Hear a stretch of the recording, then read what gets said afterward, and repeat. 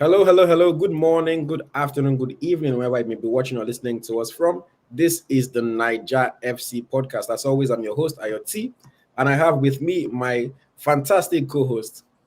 Smith Layi, thank you once again, guys, for joining. Yes, thank you very much once again for joining us, guys. We have a lot to talk about. Everything from the unveiling of Coach Eric Chelle to Ebenezer Akinsanmiro to the performances from Nigerian players this past weekend to transfers that different Nigerian players have made. And even to today's action, we'll talk about today's action a little bit because Nigerian players actually did well today.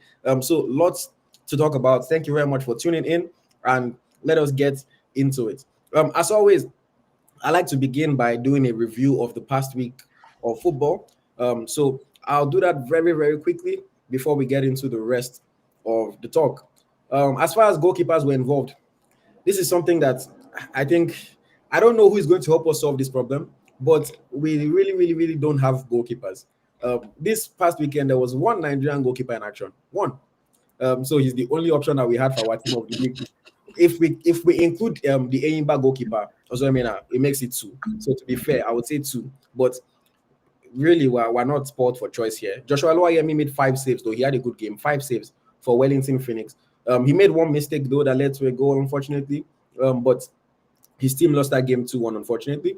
In defense, Divine Ukadike with an assist, 2 tackles, 2 interceptions, 2 clearances, and 4 doors, 1 for Enyimba in their 1-1 draw against Al-Masri. We'll talk about that in a second. Yusuf Olatunji with 8 clearances and 6 doors, 1 for Al Oruba. Onyinyechi Zog, good game, 10 clearances for Perth Glory. William Troost-Ekong with a stoppage time assist for Al Khulud's winner against Al Shabab. Stephen Eze with a clean sheet, 3 interceptions, 5 clearances for Jamshedpur. We had Hamdi Akujobi with a clean sheet, 5 tackles, 6 clearances for Almer City FC, that is over in the Netherlands. And we had Jordan Torunariga with 4 tackles, and a clean sheet for KA Ghent in Belgium. Going to the midfield, Nnamdi Ofobo with 2 tackles, 2 chances created, 5 goals, 1 for Swindon Town. Azibuike Okwuchukwu with 3 chances created and 6 goals, 1 for BB Erzurumspor. Innocent Bonke scored a goal for Adanaspor in the Turkish 1 League. Ogene Karo Etebo with 6 goals, 1 and 1 chance created for Genk Beligi. Etebo has been casually doing his thing. He's the second division, so I'm not putting too much weight on it. But he has actually, at least he has been able to stay fit, and he's putting in good performances. Hopefully, from here he can make a move to the first division in Turkey, and then we can start to take him more seriously again. But I'm happy that at least he's back playing football consistently and he's doing well.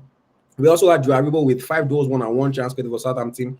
Thank goodness Southampton finally won a match, albeit in the FA Cup, but Southampton finally won a match. Rafael Oyedika with 6 goals, 193% passing for Club Brugge, good game for him. Toby Alagbe with 2 tackles and 6 goals, 1 for Asteras Tripolis over there in Greece. Anthony Dennis with an assist and 3 tackles and 8 goals, 1 for Göztepe in Turkey. We had Gabriel Chukwudi with 7 goals, 1, 4 clearances and 3 tackles for Petrojet over in Egypt. And then for forward, Sunday Emmanuel scored a goal for Mohammedan in Bangladesh. Anayo Wala got an assist for Al Arabi Kuwait. Moses Simon, 2 dribbles, 2 chances created for Nantes in that interesting match against AS Monaco. Rinsola Babajide with a goal and assist for Tenerife in Spain. Babajide Akintola with 5 goals, 1 and 1 chance created for Rizespor. Sadiq Awujola got an assist for Pyramids. Wale Ali got an assist for USM Alger in the CAF. Is it CAF Champions League or Federations Cup? I'm not too sure. But over in one of those CAF competitions, I think the Champions League. Paul Mukairu with an assist for Bolispor. Rashida Tajibade with 5 tackles, 9 goals, 1 and 3 shots for Atletico. David Okereke with 1 goal and 2 chances created for Gaziantep. We also had Franklin Sasere with a goal for Floriana in Malta. Daniel Chinomso scored a goal for Hapoel Ramat Gan in Israel. Chisom Egbuchulam scored a goal for Al Jandal. Nathan Teller, banger in 25 seconds for Bayer Leverkusen against Borussia Dortmund. Also created 1 chance and 1-7 goals. Ezekiel Henty with an assist for Maccabi Benai Arena. Cristantos Uche with an assist and a good game for Getafe. Ifoma Onumonu scored a goal for Montpellier over there in France. Edna Imade was on target for Granada in Spain. 10 goals now for the season. Fantastic season she's having. Chinoniere McLean's scored 1 and assisted 1 for Al Shabab in Saudi. Ejaita Ifoni scored a goal for Black Bulls in the CAF Confederations Cup. Akko Adams won a penalty and had a good game for Montpellier over there in France. Victor Osimhen with 1 assist and 7 goals, 1 for Galatasaray. And then Gift Monday with 2 goals for UDCA Tenerife over in Spain. So that is how the Nigerian players performed. Those are the performances that are worthy of note. Smith Layi, before we get into the conversations about certain players, was there anybody that stood out to you that really impressed you, shocked you this past weekend? For me, it has to be Crisanto Sushi. Maybe probably I'm just being biased about him. Very very good performance against Las Palmas. Don't forget that they are playing away from home, and the way they actually was won that game. Was so good. It was just doing everything right. That's why you see that the fans in Getafe actually would love him so much. So for me, I think he actually. I'm happy that he came back stronger in that team, and he's actually was doing very well now. So for me, he's one of the good performer for me this week. But it's because we're not talking about today now. I'm talking about Alex Iwobi. But for me, I think Uche Santos, fantastic player.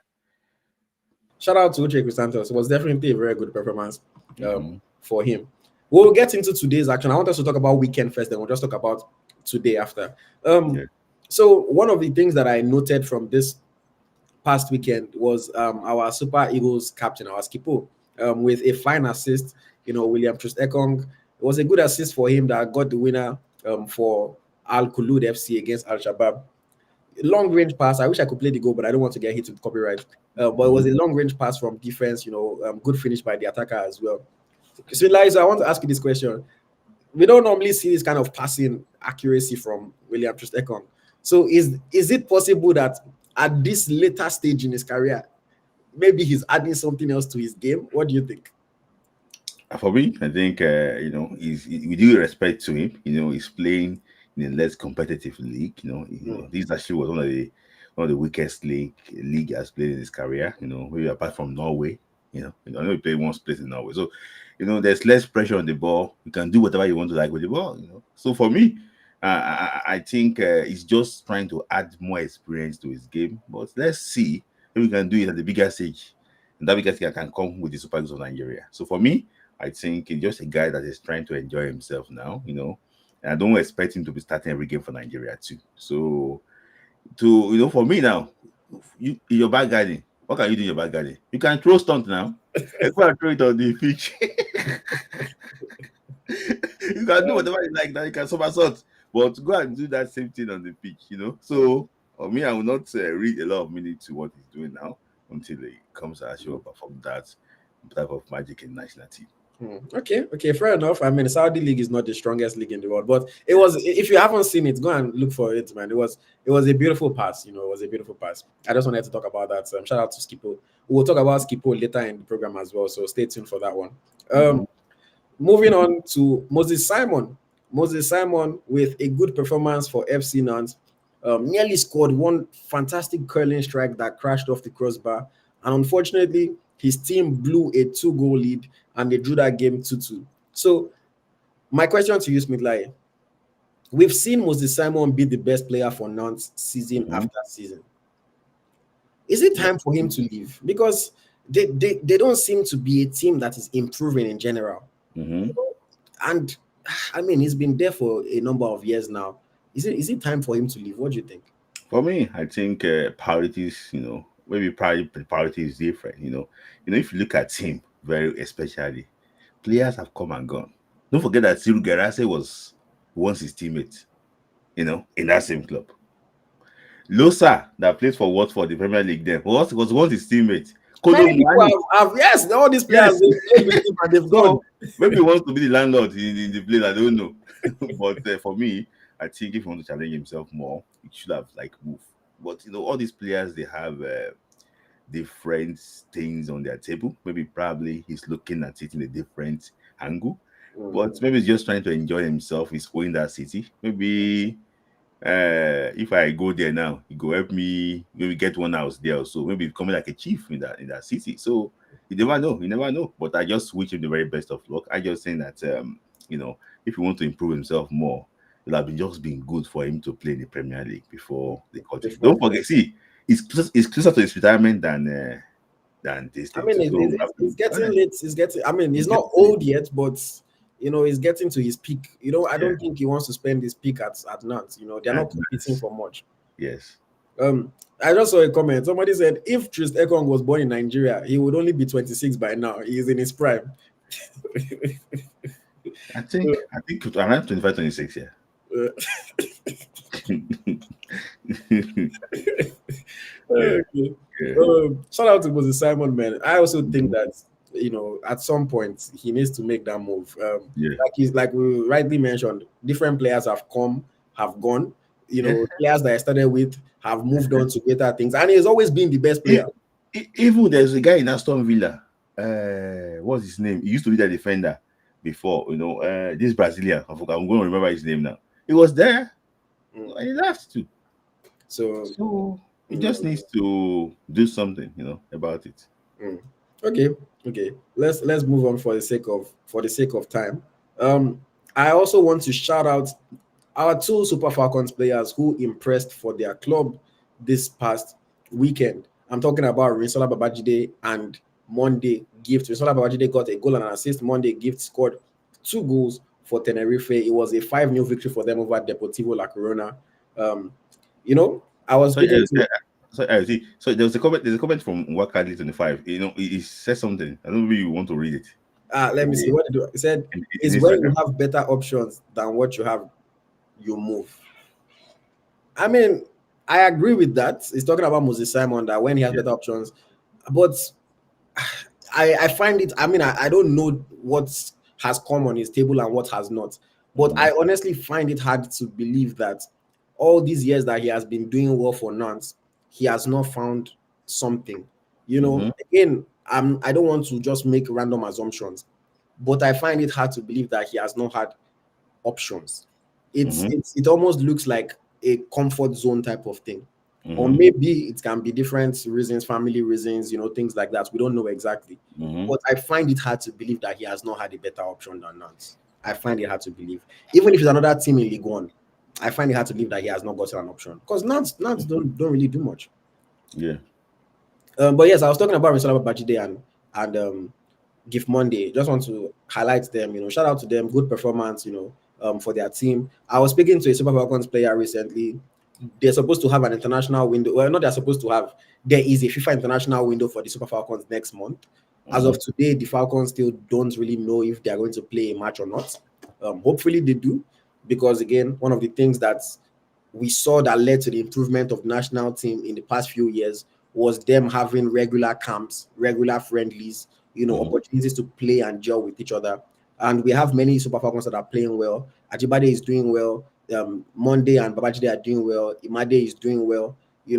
So we need to. Plumter is doing well. So let's keep these players. Imora also had a good game. So let's keep these players active. When I was here, nobody has talked about her. She's always doing well.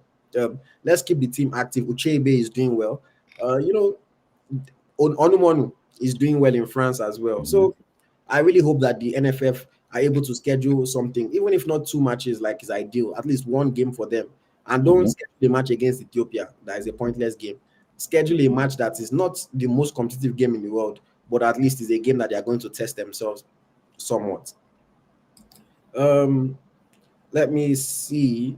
Okay. Let us move on now and talk about Enyimba. So Enyimba played a 1-1 draw against Al Masry in the CAF Confederations Cup game week 5, and now they are currently 3rd in their group with a slim chance of qualifying. A slim chance, but it's not no chance.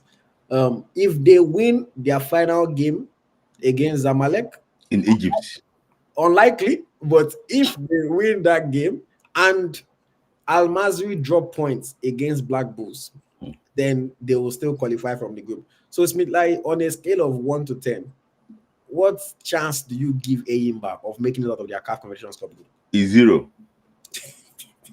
0. I will do giveaway here if they make it. How much do you give away?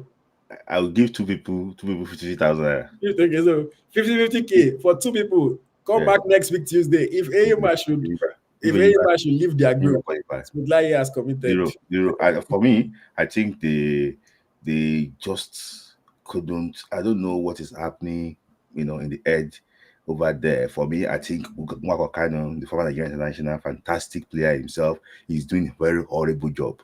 in that place, and I don't know exactly what is going on now.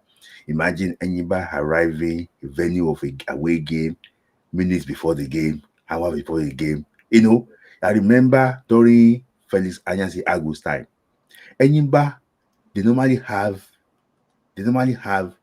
contingent already preparing for them before they even arrive. They have their food, they have everything set for them. To assure you what, to come and assure what, just settling directly. But now, organization is zero. It's just taking pictures and following celebrity. I don't know whatever he's doing. I don't know maybe even the governors to have a clue of what he's even doing in this matter, because this team is just going down day by day. Look at it now. Imagine you want to play a season. You want to go and sign 25 players. 25 players. When do you want them to blend? And you expect a coach too to blend them together. No, it's just horrible. I'm just keep on saying all these things. I don't know why they keep on getting it so wrong. Now, the implication is this. If Enyimba failed to qualify from this group, CAF might likely reduce our slots in the next year's Champions League to 1-1 to champion and also the Fed Cup champion. So that means that second place team, third place team will not compete. In this, so all hopes now depends on this Enyimba progressing. I don't know how they want to do it. They are going to play against Zamalek. We saw what they did there against Amasri. I don't know how they want to do it. For me, I think the governor should sack Kanu, to sack him directly, and you should after sacking Kanu, the governor should also sack Ifeanyi Ekweme. Two of them should go. They're just trying to bring this club down. It's unfair. Enyimba is the Chelsea of Africa. We should know that. It's extremely unfair. I think the governor should sack Kanu and also sack Ifeanyi Ekweme together. They are not doing anything. Strong words from Smith Layi. I can feel the passion through the screen, But I mean, Enyimba are definitely not doing anything. They're not performing close to the level that they're supposed to. And I mean, I would say this: we understand that it's football. You can't win every game. You're not always going to be the better or the best team. But then there's just a level that at least you should be trying to reach. And when it doesn't seem as if you are even trying to get to that level, I think it is quite embarrassing. I really do hope that they somehow perform a miracle in Egypt and beat Zamalek. Maybe because Zamalek have already won the group, Zamalek might just decide to rest, all their players, and Enyimba will find a way to triumph. But it's not a good performance so far. If not that Black Bulls just also are not great. By now it would have been done already. But I also would ask the question as Smith Layi is asking, that how is Kanu even helping this team get better? We know they signed a sponsorship with Stake. We don't know the details of the sponsorship of what exactly happened. Other than that, we're not really seeing anything happening, and it's not good for the People's Elephants, 9-time champions of Nigeria, a team that we know has a reputation playing in continental football as well. We definitely need to do better. And if we lose our sport, and it becomes only 2 spots for us in the continental competitions, it's such a bad look for Nigeria. As much as we like to big ourselves up, it is very good. It's going to be very embarrassing for us if that happens. But let's move on very, very quickly. I want to now talk about our Nigerian team of the week for this past weekend. Several players performed well, like I already ran through. Our star of the week was none other than Monday Gift with her 2 goals for UDC Tenerife. And making up the team of the week, we have Joshua Oluwayemi in goal with his 5 saves. Divine Ukadike from Enyimba at left back. We had Jonathan Renariga in centre back alongside William Troost-Ekong. Hamdi Akujobi at right back. In midfield, we had Joe Aribo and Anthony Dennis with good performances from both of them. And then in the attack, Michelle Babajide and David Okereke on the flanks, and then Nathan Teller and Gift Monday leading the attack. That was our Nigerian team of the week. Shout out to every player who made the team. If you missed out, maybe next week, no hard feelings. It doesn't mean that you did not perform well. Just that we have to select the best 11 of the players. Okay, let me take some comments very, very quickly before we move on to the next topic. I'm seeing people on Instagram who should be over on YouTube at this point, because this stream is going to end soon once we get into the main cocoa of the gist. Just keep dripping says this Smith Layi again and is laughing. Ako Adam said Smith will soon be sports director. Shout out to Ako Adam. Ako, go and join us on YouTube. But yeah, that's what they say over there on Instagram. On YouTube, I'm saying X-Code says, I agree with Smith Layi, they should sack Kanu and Ifeanyi Ekweme. Victory says, sack everybody sackable. Uchechuku says, yeah, Kanu they do anything. These are our 94, 96 class now waste for admission except Emenalo. It's a Oladipupo says it's a big disgrace for Kanu to be sacked in Enyimba. Yeah. Adewale says Kanu's performance has shown to us that being a former player doesn't make a good manager or coach.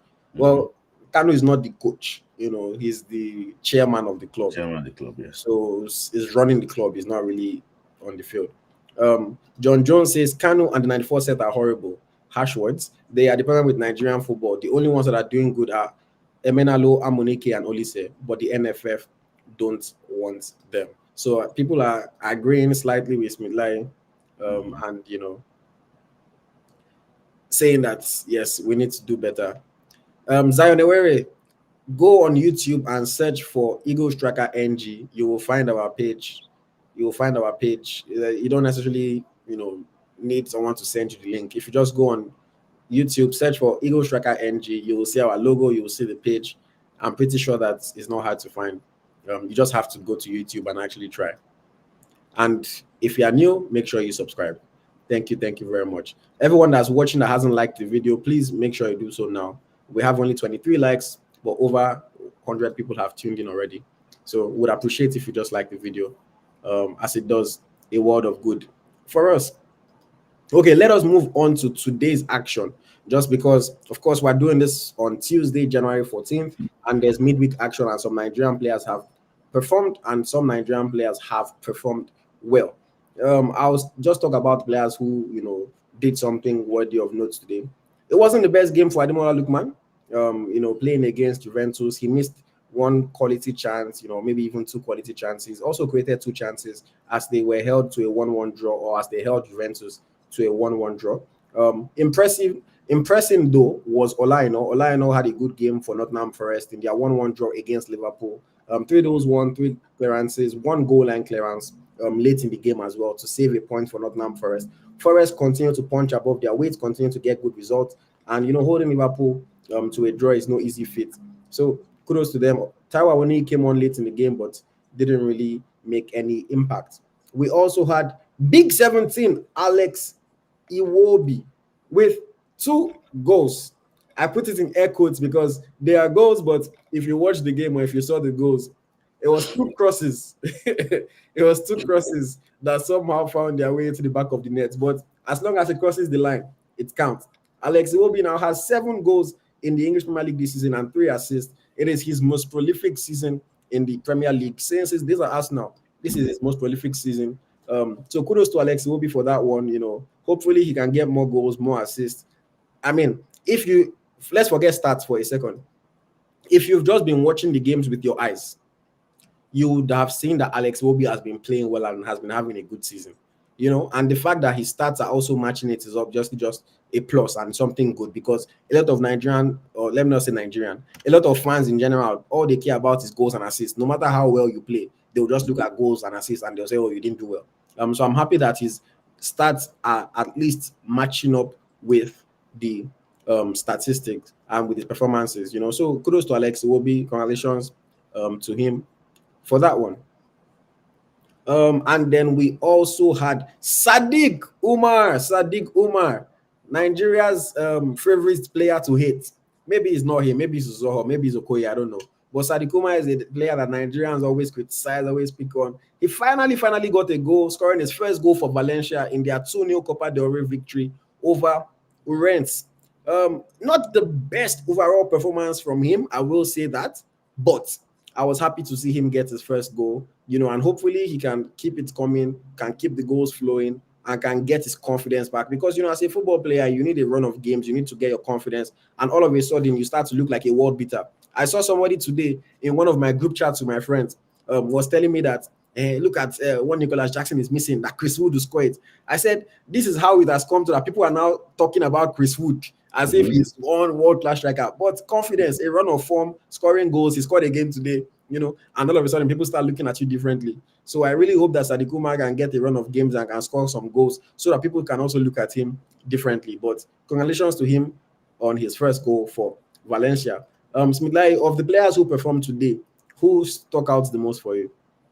For me, I mentioned it earlier, Alex Iwobi, despite that he's, one of the weird braces I've ever seen, but still, you kind of take that one away from me because Five overall, chances created as well as the two goals. yes, 5 chances created. So you can see that even nearly got an assist when, in the first half to tell you he performed very well. But towards the end of the game, he was trying to shoot.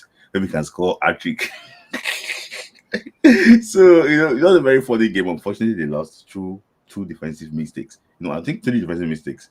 So I think we're gonna learn from this. For me, Alex Iwobi stood out for me today. I was really impressed. Too, goal line clearance. Against Liverpool. Also did well. But I just think that Alex Iwobi, fantastic performance. All I know has become a victim of his own success. Mm-hmm. This is what we now expect from Olaino. This is his level. He's always Mm-hmm. putting in these good performances that when he does it, it doesn't shock us that much. We're not that excited because this is him. He's a quality player. Maybe not this January, but this summer, I think Olaino has to make that move. He's already 27. Mm-hmm. It's his chance to get that big payday. To play for a big club, to compete. Well, let me not say to compete for trophies because Nottingham Forest are competing for Premier League. Yes. But this is, I think, at least the big payday. After this season, he can make a move and get that big payday and see out the last 4-5 years of his peak. Yes. But yeah, shout out to Ola, shout out to Sadiq Umar, Alex Iwobi, for their good performances today, Tuesday, January 14th. Okay, let us keep the conversation going on. But let me just quickly acknowledge comments and see what people are saying. People are saying I heard Man City want Olaino. Yes, it's been in the rumor mill. It's something that we've been hearing, but nothing official yet. XXX says Iwobi's passes tonight were impeccable. Okay. James says 2 goal line clearances from Ola. I think it was 1 goal line clearance, but still a quality performance. Taiwo says, honestly, it's high time Taiwo Awoniyi moved from Nottingham Forest. The disrespect is getting too much. I mean, we've spoken about this before. I don't think he needs to leave now. I think he needs to at least stay till the summer, in my opinion. I'm not somebody that is just like when, they say when the going gets tough, the tough gets going. Pressure builds diamonds, Yes, he's not playing, but all of a sudden, you're not playing and then you leave. If every single player that is on the bench in every team just leaves because they are on the bench, nobody will be on the bench in any team. So I wouldn't say it is disrespect. Chris Wood is in the form of his life. He's banging goals in, week out. I don't think any coach in the world is going to play Taiwo. Even if I was the coach, as much as I love Taiwo, the way Chris Wood is playing, you are not going to sub him. You're not going to bench him, unless it's maybe an FA Cup game, or something like that. So I don't think Taiwo just needs to leave. Obviously, if somebody else wants him in the Premier League or somewhere that is guaranteeing him starting minutes, then sure, go for a better opportunity. But I don't think he needs to rush and just leave Nottingham Forest simply because he's on the bench now. Stay till the summer, speak to the coach, know how much he needs you or believes in you. If he doesn't, then sure, leave. If he does, just keep it pushing. What about his place in the national team too? I mean, his place in the national team is definitely under threat. But again, nothing is guaranteed in this life. If he goes to West Ham and he continues to struggle, who knows what's going to happen? Like, for me, I just think he's, even if he doesn't play in this match window, let's say he doesn't play for Nigeria until September, I don't think it's the worst thing in the world. But I wouldn't just say jump and leave Nottingham Forest now. I wouldn't just say jump and leave Nottingham Forest now. We've heard the West Ham links again until they've submitted an offer and is in front of him. It's just rumors. But I don't think he should jump and leave. Try to fight for your sports, and if the coach tells you, I don't need you, I don't want you, I don't believe in you, yes, then you leave. But it's simply that a player is doing better than you at the moment and is benching you. It's part of life, man. You go to West Ham, somebody else can start shining and bench you too. It was benching Chris Wood before now. He was benching Chris Wood before. It's just his life. Every dog has his day. Yeah. So I also ask you a question. Sorry, Renato Vega, the Chelsea defender, wanted to leave Chelsea because he wanted to play for Portugal at the 2026 World Cup. So he's looking for playing time and a better position. What about that means he's considering what? His national team future. So what do you see? Do you think that players can also what make if they have a competition in mind? I mean, the same Renato Vega has come out and said, "Oh, he only wants to go on loan. He doesn't want to go permanently." But his main thing is, oh, he wants to play centre back. Look, Enzo Maresca said it best. He said even him, he wishes he had long hair. Every football player that is on the bench wishes that they are starting. That's the reality of it. Everybody wants to play. Even me, when I'm playing in my local league here with my friends, the team that we have, if any game that we have like this, I want to start, even though it's not a serious game. So that's just normal. For me, it's just a case of if he's a bench player now, doesn't mean that he's not going to make the national team squad for the 2026 World Cup. Let's even first qualify. Yeah. When in the last World Cup 2022, he was playing, he was doing well then. All of a sudden they didn't call him, they called Igalo for the qualifiers against Ghana. What happened? We didn't qualify. So there's no guarantee. Even if he's starting scoring every game, it's NFF, it's Super Eagles, anything can happen. So again, like I said, if somebody comes and is guaranteeing him starting position, yes, take that because it is better. Yeah. But if he's simply just to leave because, oh, I'm on the bench, I don't think so. Yeah, I don't think so. Because the same Vega, if Dortmund were not chasing Vega like the way they are chasing, because it's obvious they want him. If they were not chasing him, I don't think he would just come out and say he was going. Somebody has to want you first. Before you can decide. Before you can decide, exactly. Okay. Let's move forward. Once again, if you are on Instagram, if you're on other social media platforms, please switch over to YouTube. Please switch over to YouTube. Please switch over to YouTube. Thank you. Okay. Let us keep the conversation going. Let us get into transfer talks with Layi. Some Nigerian players have already been on the move this January, and I want to just highlight a couple of them. The first one to talk about is Valentine Ozonwafo. Super Eagles defender. I have to say that because he has been called up before. I know some people but Super Eagles defender Valentine Ozonwafo has joined September Sofia on a 2.5-year deal. It's September Sofia in Bulgaria. Just to give people context, I am happy for him because I want to see him play football. He has had a struggle of a football career so far, and I say this with every sense of respect. He has had a struggle of a career so far. In the past 6 seasons, he has played a total of 40 matches in 6 seasons. Players play more than that in a single season. In 6 seasons, he has played a total of 40 matches. The last time that Valentine Ozonwafo played a competitive game of football was in May 2023. That's the last time he played a competitive game of football. So I'm just excited purely on the fact that he might get to play finally. He might finally get to play. In Charleroi, things were going pretty well for him until I remember that incident that the player hit him during the game, and he had to go off, and all of a sudden he just could never get back into the team. I don't know if there were some internal issues that he had with the club or the coach or something, but all of a sudden he got frozen out of the team, not even in the match day squad anymore.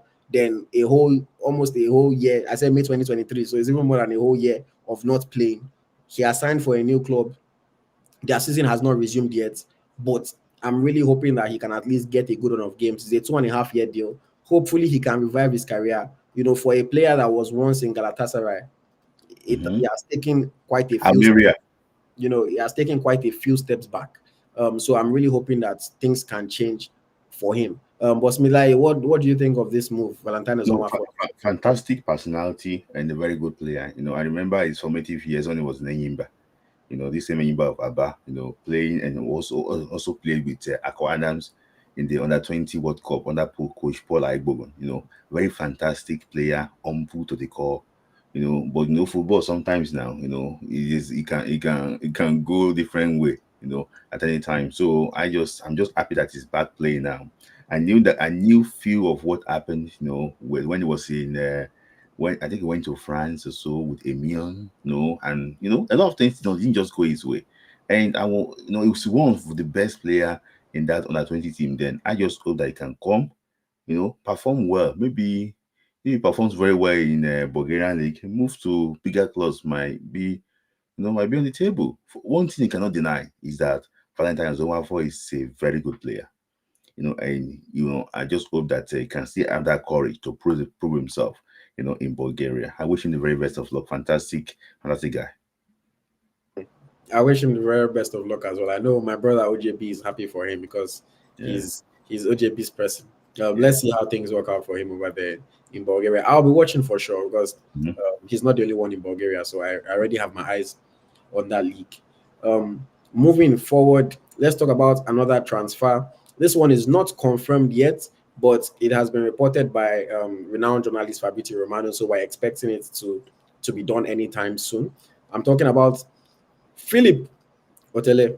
Philip Otele, for young forward, impressed for Sevret, CFR Cluj rather, in Romania. And we heard rumors of even Brighton in the summer, but he made a shock move to Al Wada. And now we are hearing that he is making his return to Europe, potentially joining Basel in Switzerland on a permanent deal. So, Smith Layi, what do you think happened here? Quick move to UAE? Was it just like, let me just quickly go and make some bank? What do you think happened here? Why is he returning to Europe so soon? Maybe he loves his football more than money. It can be that. It can be that. So football is two things. You don't lose in two ways. I'm going to quote you now from Valentino from Anayo Wallace because he's trending now. Mm. Interview. He said you don't lose in two ways. You don't lose the money and lose football together. So maybe probably things are not really going well in one side in our dad. That's the reason why he's moving to Basel. But for me, when he moved to is it Awada, the club, it was a very big shock for us. I know that we came here and discussed that what could be the reason for that move. We all know that this guy actually would got a lot of potential. But I'm happy now that I think he still want to compete. That's why he's back to Europe. And the guy is the guy with quality. And I think that coming to Europe is not a bad decision. No matter what happened in Qatar, no matter what happened there, I just think that it's very important that he's back to Europe. And I wish him also the very best of luck. I hope that he can score goals in Switzerland, and maybe I get a move to France. No, I hope that he can score goals in Switzerland as well because that was not a good time for him. 10 games, only, what am I saying? No goal, no assist in 10 matches. So he had some good games, but obviously as a forward, you need some Mhm. goals and assists to just boost it. So I really do hope that he can do well. He did well in Cluj, in Romania, and Mhm. Basel is not a bad team at all. I know that they are not the Basel that we used to know back in Oh, the day, yes. but they're not a terrible team. Right now, they are second in the Swiss Super League, competing for the Mhm. title. So if he can join them and can improve the team, I'm sure that some other teams in Europe will be watching him, and potentially he can still get his career back on the track that we thought it was. It was on. He's 25 years old right now, Mhm. so there's still time for him. There's still time for him, and he's a good player. If you haven't watched him play, you check him out. He's a good player. So I really do hope that it works out for him in Basel. But yeah, that is Philip Otele potentially on the move. And then let's talk about one more transfer. One more transfer. This one is a young Nigerian female player. I believe she was number 7 on Eagle Strikers top 10 female players to watch in 2025 because I saw this coming. I did not have any prior information, but I saw this coming. I knew that she was definitely going to get her move after performing well at the Under 20 Women's World Cup. I'm talking about Chiamaka Okwuchukwu. The 19-year-old forward has joined San Diego Wave in the United States NWSL. She joined them on a 1-year deal. And she has already arrived in the USA looking very fresh, looking very happy. It was a very nice, warm welcome from the team. They sent delegates to meet her at the airport. Just a fantastic reception for the young girl. And she's now kicking off her professional career over there in the USA.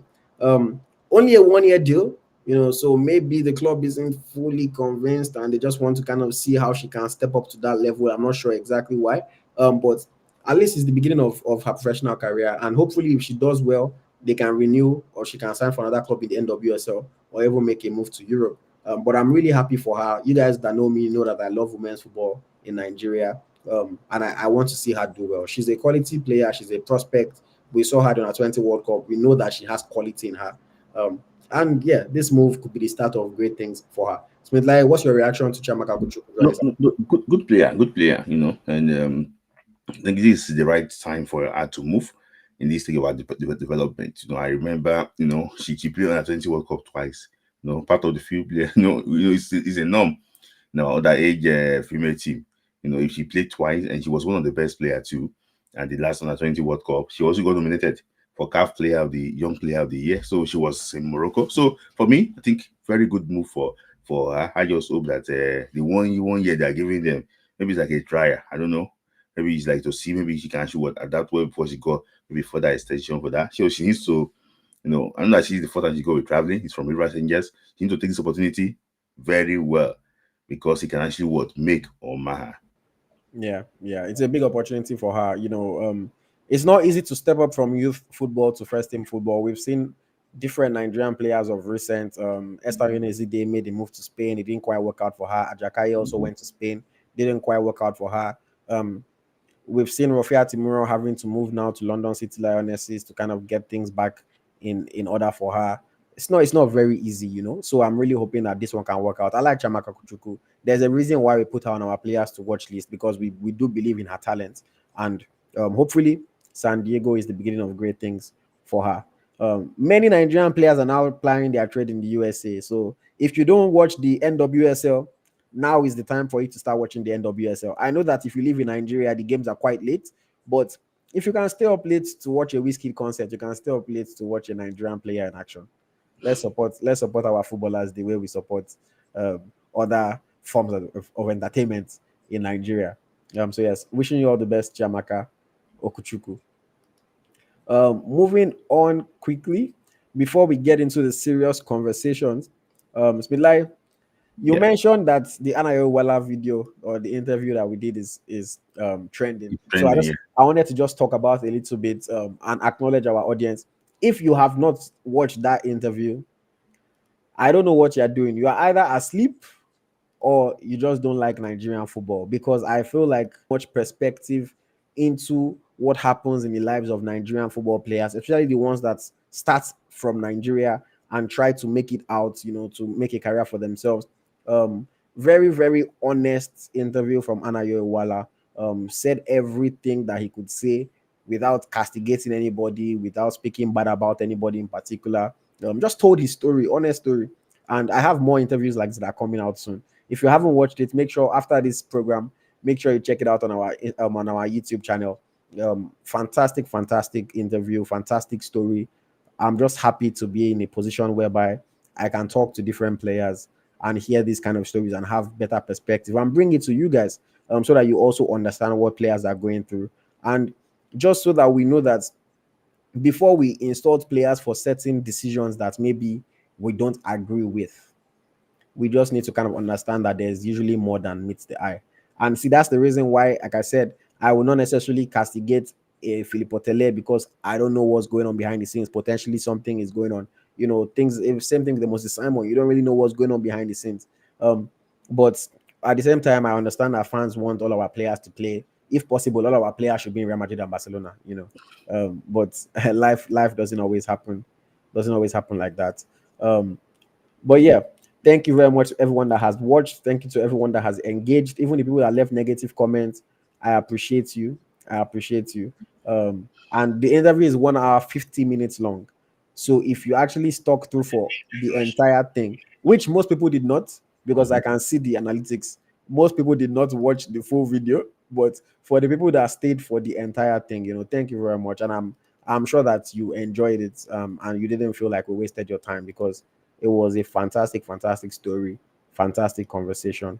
And like I said, more like that to come over the coming weeks. This year, we're giving it to you back to back, hot. So just stay tuned. I'm talking to so many people. Just watch out. Okay, let us move forward.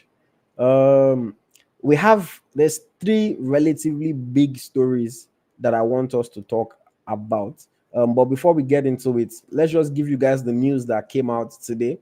Of course, we saw how our Chan Eagles defeated Ghana. Shout out to Charles. Defeated Ghana to seal their place in Chan 2024. But the news that hit us today from CAF is that the Chan 2024 has now been postponed to August 2025.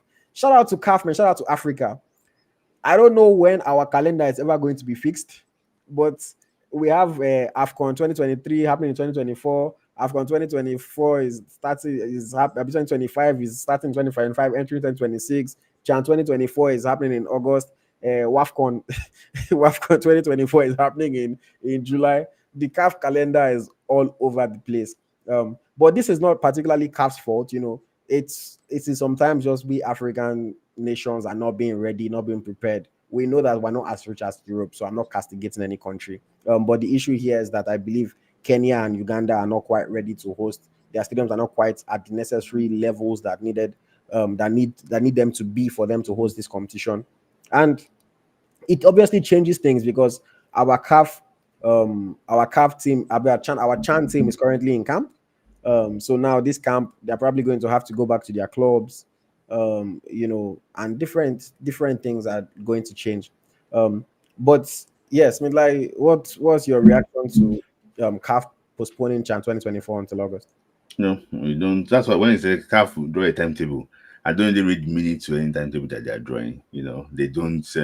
When I saw the preparation for Kenya, Tanzania, I just realized that they are not ready. So CAF will still go out with the draw is going to be tomorrow, but CAF will still go out with the draws tomorrow. But I think that it's officially postponed. So it's bad. It's bad. Imagine play in August that you will have a very horrible camp because as a transfer market again, people will try to move to European clubs. So it's very, very tough. I'm even hearing there's going to be more postponement. Maybe they're going to postpone you under 17 too, because they're not even sure of how many teams that will play there. So it's just sad. It's just sad that we have to do this.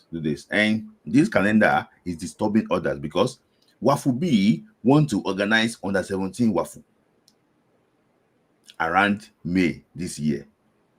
But they need to finish under 17 AFCON first. So, CAF just need to come out and plan this thing very well. It's just sad that they get postponed. I just hope that, the boys can still be in camp, maybe intermediate camping, maybe probably 3 weeks, in between 2 weeks to meet up and train again so that they can actually just be, they have the chemistry, before the tournament. And secondly, too, is that we're also playing. Well, the league season will finish before that time. Our player will go and be eating a bang fufu.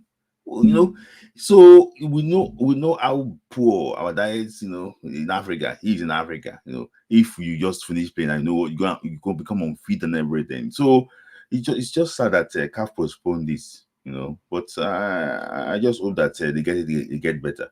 CAF under Mosepe has been postponing. That is true. That is true.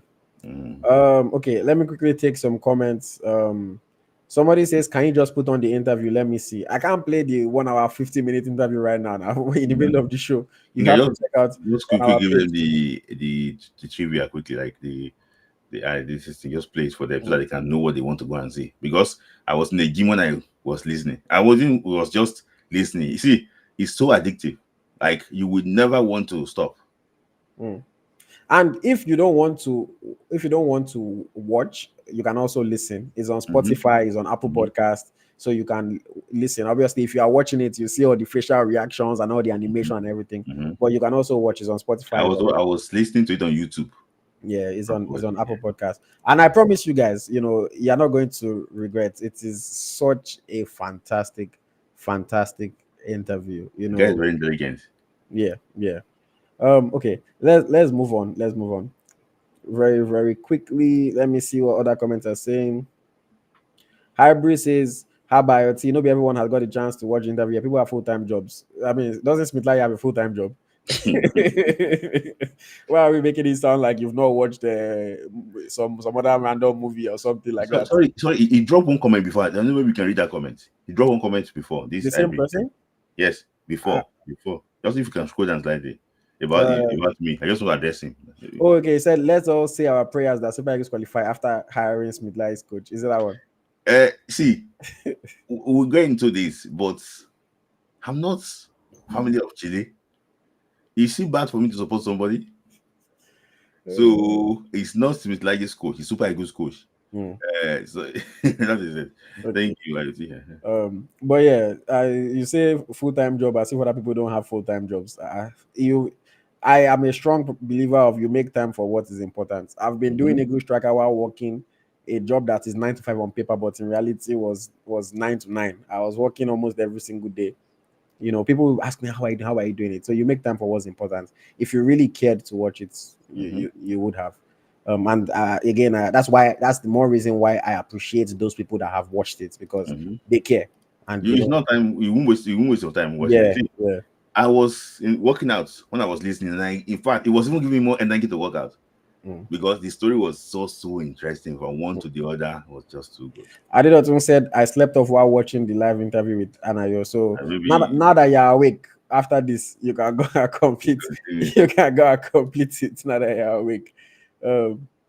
But yeah, okay. Someone said Smith Layi will sell water to a well.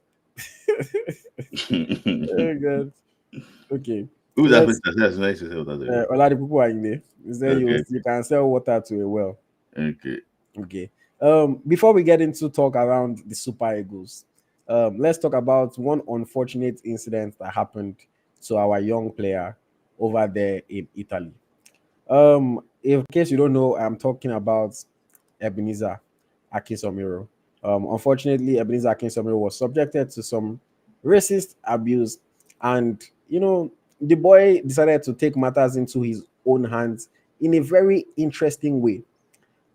When his team took the lead, Sampdoria scored in that game. He went in front of the Brescia fans, and he was making a monkey gesture back to them, because that's what they were calling him during the game. There's this saying that you just have to take ownership of the name and take it back for them, and you take away the power.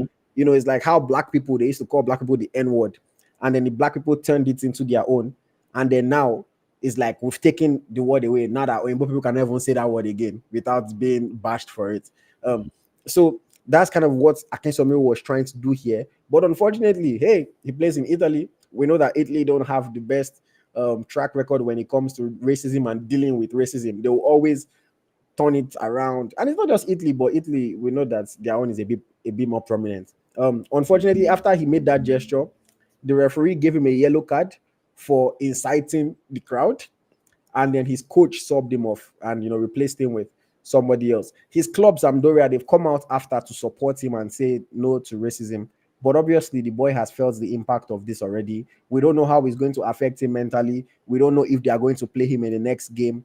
We don't know if now any away ground that he goes to, their fans might think, okay, we can make this guy do something, so let's keep on using these words against him. We really don't know how it is going to impact him moving forward. Very, very unfortunate incident. Very, very unfortunate incident. But Smithai, I'll ask you this question. Do you think the way he handled it, do you think that was a good reaction? Making that gesture back to them, trying to just take ownership of it. Do you think that was a good reaction? In that type of situation, you don't tell people how to behave. It depends on how you feel at that time. For me, if you remember the incidents of Daniel Alves, when they threw banana to him, he took the banana and he peeled it and he ate it. And you can see it was trendy then. Banana eater, banana eater, banana eater. I think he owned it. So maybe Akinsanmiro wants to help do the same thing too. Okay, make it so they will not be able to call him again. Just tell them that it's not affecting him anymore. And that's what he's trying to do. For me, I don't see anything wrong with what he did. I think that that's how I think he could handle it. For me, and there's nothing wrong in it. Yeah. When it comes to issues of race, is something that hits me, because I've experienced racism in several forms, whether indirectly, whether directly. Is the N word they've called me that? What I feel like the only thing they've not done is maybe come and burn my car or attack me or something. But verbally, I've experienced it in all forms. And again, a lot of people always say, it's just words now. It's just words. Why are you letting it get to you? But I would always tell people, you don't know how these words are going to affect you until it affects you. Because I also used to feel like, somebody says this to me, why would I even care? It's just words. Should be they call me stupid every day. I was gonna people, you guys, shout out to you guys, our audience. There's some of you that are watching right now that just always insult me, say all sorts of things. and Loki don't like me, but still come and watch the content. So I'm used to all sorts of abuse on social media and everything. But when racist incidents happen and they're directed at you, you just don't know how you're going to react. You don't know how it's going to affect you. I have the privilege of now being in my late 20s. So I'm a bit more mature, more experienced. I know how to deal with situations a bit better. Not to talk about Ebenezer Akinsanmiro, who is a young boy, barely how many years in Europe. Again, I will say this, I'm a bit more privileged than him since I've been 3 years old. I've been traveling abroad, experiencing what life is like with foreign people and everything. For him, it's not quite the same. So I just look at it that I wish it didn't happen. Um, I also wish that he was able to not react, because the reality of it is that when you are in certain places, when you're in certain situations, reaction, your reaction only makes it worse. I know it is so hard to not react, but in certain situations, your reaction only makes it worse. Um, it might just be better to report to the referee, report to your coach, let people know what's going on. If the referee doesn't want to do anything about it, walk off the field and say you're not playing again. You know, what can they do about it? If your coach doesn't support you, then you know that your club really doesn't have your back and you need to be finding a way to get out of that club. Um, Again, it is easier said than done. I will keep on saying that. Easier said than done. When somebody is directly abusing you to your face, now imagine when it's a crowd of maybe 100 people. I'm sure it's not the whole crowd, of course. So let's just say 100 people that are now saying it. It is even harder for you not to react. But again, I just encourage Nigerian footballers. This is something that unfortunately black people are going to keep on facing. We've been facing since as long as I can remember. I don't see it stopping anytime soon. Um, we just need to try to find a way to hold our own, because most of the time these systems are not built to protect us, and when we react, we're the ones that get further punished for it. If you watch my previous interview with Francis Uzoho said similar thing. Somebody spat at him and was racially abusing him. The linesman saw it, did not do anything about it. When he reacted and shouted at the person, all of a sudden he's the one that gets sent off. He's the one that gets suspended for a number of matches. So these systems are not really set up to protect us. So we just need to try our hardest to not react to these situations. Again, he got a yellow card. He was subbed off. We don't know whether he's going to play the next match. We don't know whether he's going to now be facing these incidents at different away grounds that he goes to. We've seen how Vinicius Junior has been treated in Spain. They tell us that it's because of his attitude. Oh, Vinicius is arrogant, is this, is that. That's what they say. And I say again, this is something that we experience as black people all the time. When you are the one that reacts, you are the one that is angry, you are the one that is aggressive. They just find a way to always turn it against you when you make a reaction to these racial incidents. So again, I would say it again. I know it is easier said than done, but I believe that with age, with maturity, with more experience, it is something that our players, and maybe Ebenezer Akinsanmiro as well, will be able to handle better. But I am sorry that this happened to him. I hope that it doesn't happen again. I hope that his club, the referee, the linesmen, the other players do more to protect him. Because if you saw the video, even when he was reacting, the Brescia goalkeeper was kind of like holding him back, But that same Brescia goalkeeper, if that's where the fans have been insulting him, you could have long time ago turned to your fans and told them to stop. You could have told them to shut up. You could have, even though he's your opponent, for something like racism, you could have protected him. You guys could have gone to the ref and told the ref that, see, these fans are calling this guy a monkey and we need to stop the game and tell the fans not to. There are different things that could have been done. It's not when he's trying to react and now all of a sudden holding him back and, everything like that. Again, sorry it happened. And I hope that he's doing well. It can affect people badly mentally. I hope that it doesn't affect him. He's a young boy. He's a young boy with a bright future. And I wish him all the best. I wish him all the best. Okay. I know that was me rambling for long, but like I said, issues of racism, they hit me different because I have experienced it. I have gone to police station because somebody was racially profiling me. So I know how serious it can be. Um, Okay, back to the comments. Hybrid said, do you understand that I'm a doctor? When you say make time, do you understand that some of us don't have the time yet? Okay, I'm sorry, doctor. You're not the only doctor that follows us. Some doctors have watched it, but maybe you are just the doctor that is so busy. So I apologize. Okay, when you have the time, doctor, Go and watch it. Thank you. Um, Ayuba says, I've watched a complete video of you and Anna. You're very educative and insightful. Thank you very much. Olutayo says, people who have not watched the interview won't know what they are missing until they start. It is addictive. I was watching around 2 a.m. my time. I was falling asleep, but couldn't stop because it was fun. Thank you, Olutayo. I completely agree with you. John Jones said, Hi, bro, you're a doctor, yet you talk rubbish 100% of the time. Oh man, oh man, don't kill me. Conversation is killing already. Steve Only said the interview made me understand what Nigerian footballers go through. Good one, AY. God bless you in what you are doing. Thank you. Thank you very much, Steve. Thank you. Olatunde says Smith Layi's intelligence needs to be studied in college. You don't have control over Akinsanmiro's reaction. Victory says Omo is not easy IoT or racism is inhumane. Yeah, like I said, it is definitely not easy. Like I said it many times, it is easier said than done.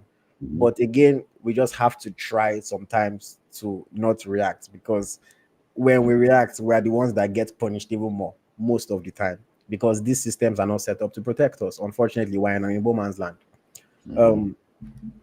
Olutayo says, IoT, I see things a lot like IoT. I feel no matter how difficult, it's better just not to react, but difficult to handle the emotion in spot moment. Yeah, it's difficult. It's difficult.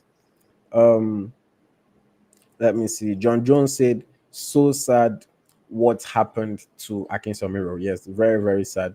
And I hope that, the boy is able to bounce back and it doesn't affect him mentally. Because again, when your coach subs you off, it feels as if the coach is never on your side. That's what it feels like. But maybe the coach had words with him behind the scenes. I don't know, But yeah, wishing him all the best. Okay, let's move over to Super Eagles talk. There's three main things that we want to talk about with the Super Eagles. This first one, I don't know if I sent this one to you already, but as reported by Ongo Nigeria, I will say that. Let me give them their due credit for reporting this story. Also, just in case it's a false story, so that people know where it came from. Well, as reported by Ongo Nigeria, they allege that the NFF is owing Super Eagles players match bonuses for 20 matches, and that some players are threatening to boycott the qualifying games in March.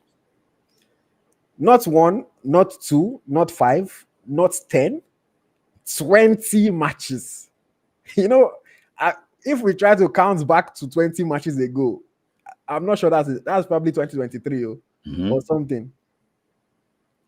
It's been like, if this is true, what can we say about the NFF if this is true? For me, it's sad. It is sad. There's no two ways to actually describe this thing. It is sad and it's uncalled for. It's not as if this money is not being released. That is the major thing. It's not as if the NFF, they are broke. But it's just that some people earns are longer than the other. That is the major problem. Because, the AFCON money, what happened to it? The rescue money from presidency, what happened to it? What do they do with this money that this guy has still been owed? So if they are owned by 20 games, if I need 20 games back, at the moment was still playing for Nigeria there now. At the moment was still playing for Nigeria there now. So imagine, so they are still no.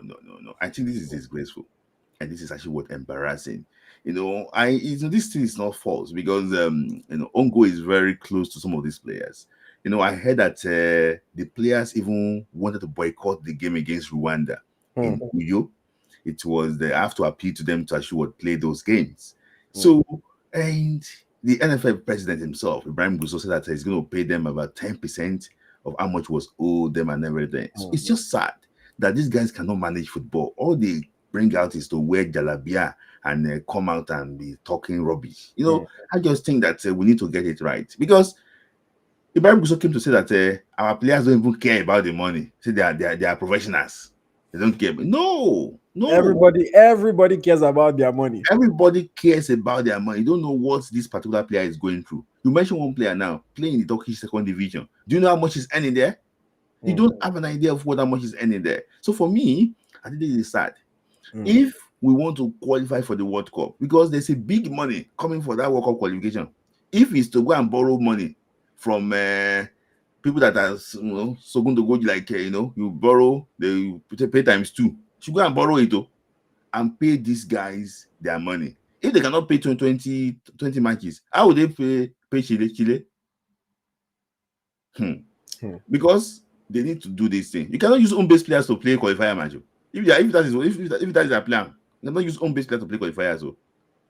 So because I'm hearing something, I just hope that they can actually get it right. For me, this is so disgraceful. No, see, Smith Layi, I have to agree with you 100%. It is very, very disgraceful. And you know the reason why I can believe something like this, that the NFF is actually owing them money for this long, is because I knew for a fact that with the Super Falcons, when they were going to the 2023 FIFA Women's World Cup, they were still being owed money from 2021. I knew for a fact that as of then, when they were going to the 2024 Women's World Cup, they were being owed money from 2021. So it is not unusual for the NFF to owe you money for years. It is not unusual. The part that I would say maybe I don't fully believe is the part of the boycotts. I just think that I don't think that the players will boycott. They will complain, they will be upset, they will make their feelings heard, but I don't necessarily think that they would boycott the game, especially important games like this. But NFF, man, we need to do better. Like you just says, me like, if we cannot play player bonuses, how are we going to pay Coach Eric Chelle?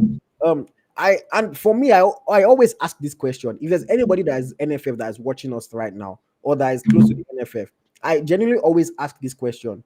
The NFF board, are they being owed money as well? Like I'm owing them as well, and maybe I'm just not informed. Are they being owed? Is Eguavon being owed money?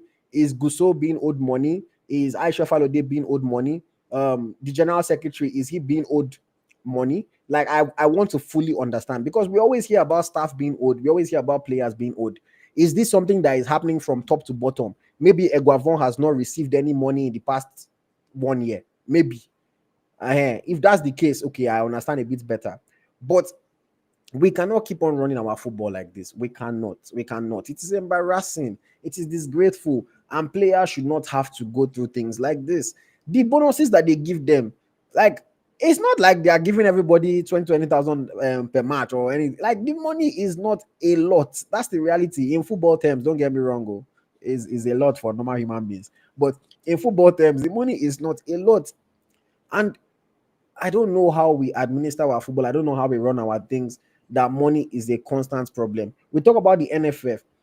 They need to hire people that know how to make money.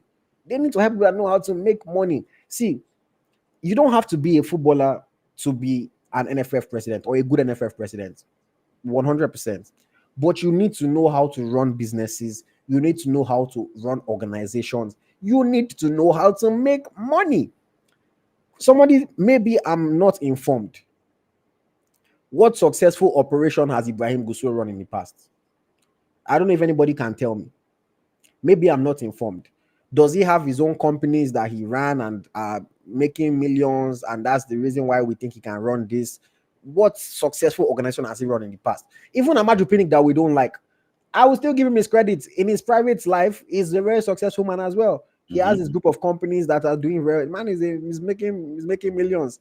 So I can understand. But Ibrahim Gusso, like, what successful operation has he run in the past?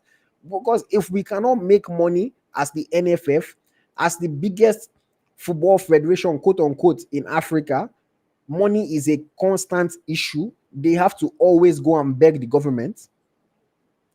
It's embarrassing. They have to always owe players, owe coaches, owe staff. Staff that they've sacked are still being owed money for over a year. It's embarrassing. We need to do better, man. We need to do better. Nigeria, these little things affect our football, affect our performances. When a player is going on the field but is feeling annoyed because you've not paid him money, you think that it cannot affect his performance. So, man, yeah, I don't know how they want to do it. Shehu Diko, I respect you. Talk to them. I know you are no longer NFF, but you are running all sports in Nigeria. So talk to them. These things cannot be recurring. These things have to stop at some point. We need to become a professional organization at some point. Anybody knows that in a real organization, if there's lack of money, the leaders are the ones that are not supposed to eat. Your employees have to keep eating. You cannot be getting paid as the leader and your staff are not getting paid. Yeah. That's why I asked the question if all of them at the leadership are also being owed. Because if they are getting paid and the others are not, then that's just a sign of bad leadership. So I don't want to keep on harping about the NFF, but they need to do much, much, much better. You know, like say some few things. This is, if this is not controlled, actually, it's going to get out of hand. And I spoke to someone about this issue. Said that but it has been happening before now. It's not only these people. See, I heard this is the one interview about Ruben Agbola. He played for Nigeria in 1991, 92. They are still owing him up to today. How many years after? How many years after? Going to 40 years. They are still owing him up to today. Though Erico is late now. He said he just woke up one day and said that Nigerian football no will get away because of the money they are still owing him. Why is it that we derive joy in owing people? And when people work for you, you don't pay them their money. It's so sad. It's so sad. And I think that this culture of not paying those players is very bad. And I want to give one example. One Yolandi said that a player came to him from under 20 that they were owing them money. And one man from the NFF said that if they talk about that money, they will blacklist them from the national team. Now, I just hope that the Super Eagles players can come out too, the way the Falcons came out after the World Cup, about this money and talk about it. Because at the end of the day, if those guys did not complain about this issue, maybe they would not pay them that money. Maybe they would look for a way to divert the money. So the way they came out and explained that they have to pay them that money, I'm not sure we can confirm. Maybe they pay them their bonuses also. They pay them bonuses? From that time? Yes. I'll have to ask somebody to confirm. I don't know.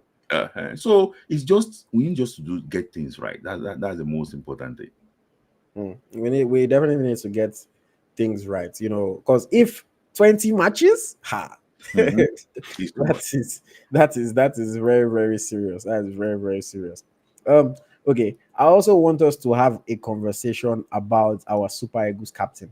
I saw the podcast that he did with Ben Foster, and he made some interesting comments. I don't know if all of you guys that are watching have watched or have listened to the podcast. So let me just give you the part that I specifically want us to talk about today. In the podcast with Ben Foster, William Troost-Ekong was just talking about his Super Eagles time and the AFCON. And he mentioned that, in fact, he was close to retiring from the national team before the AFCON. He said that he had fallen out with Coach Jose Perero. He explained that there was the games that we had in June.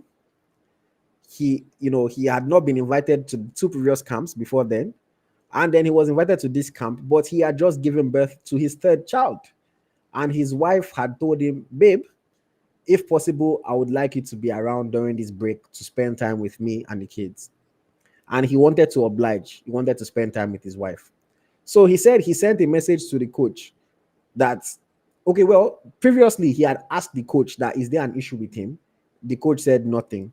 But this time, he now sent a message to the coach that, coach, my wife just had a baby. She wants me to be around. If you call me, of course, I would have to accept. But if you know you're not going to play me, please just leave me with my family. Coach Perero said, no, you're part of the squad. You have to come. He said he was called up 2 games on the bench for the 2 matches. So he was obviously mad. My family needs me. You don't allow me to stay with my family, and you don't even play me in these 2 matches. So he was mad.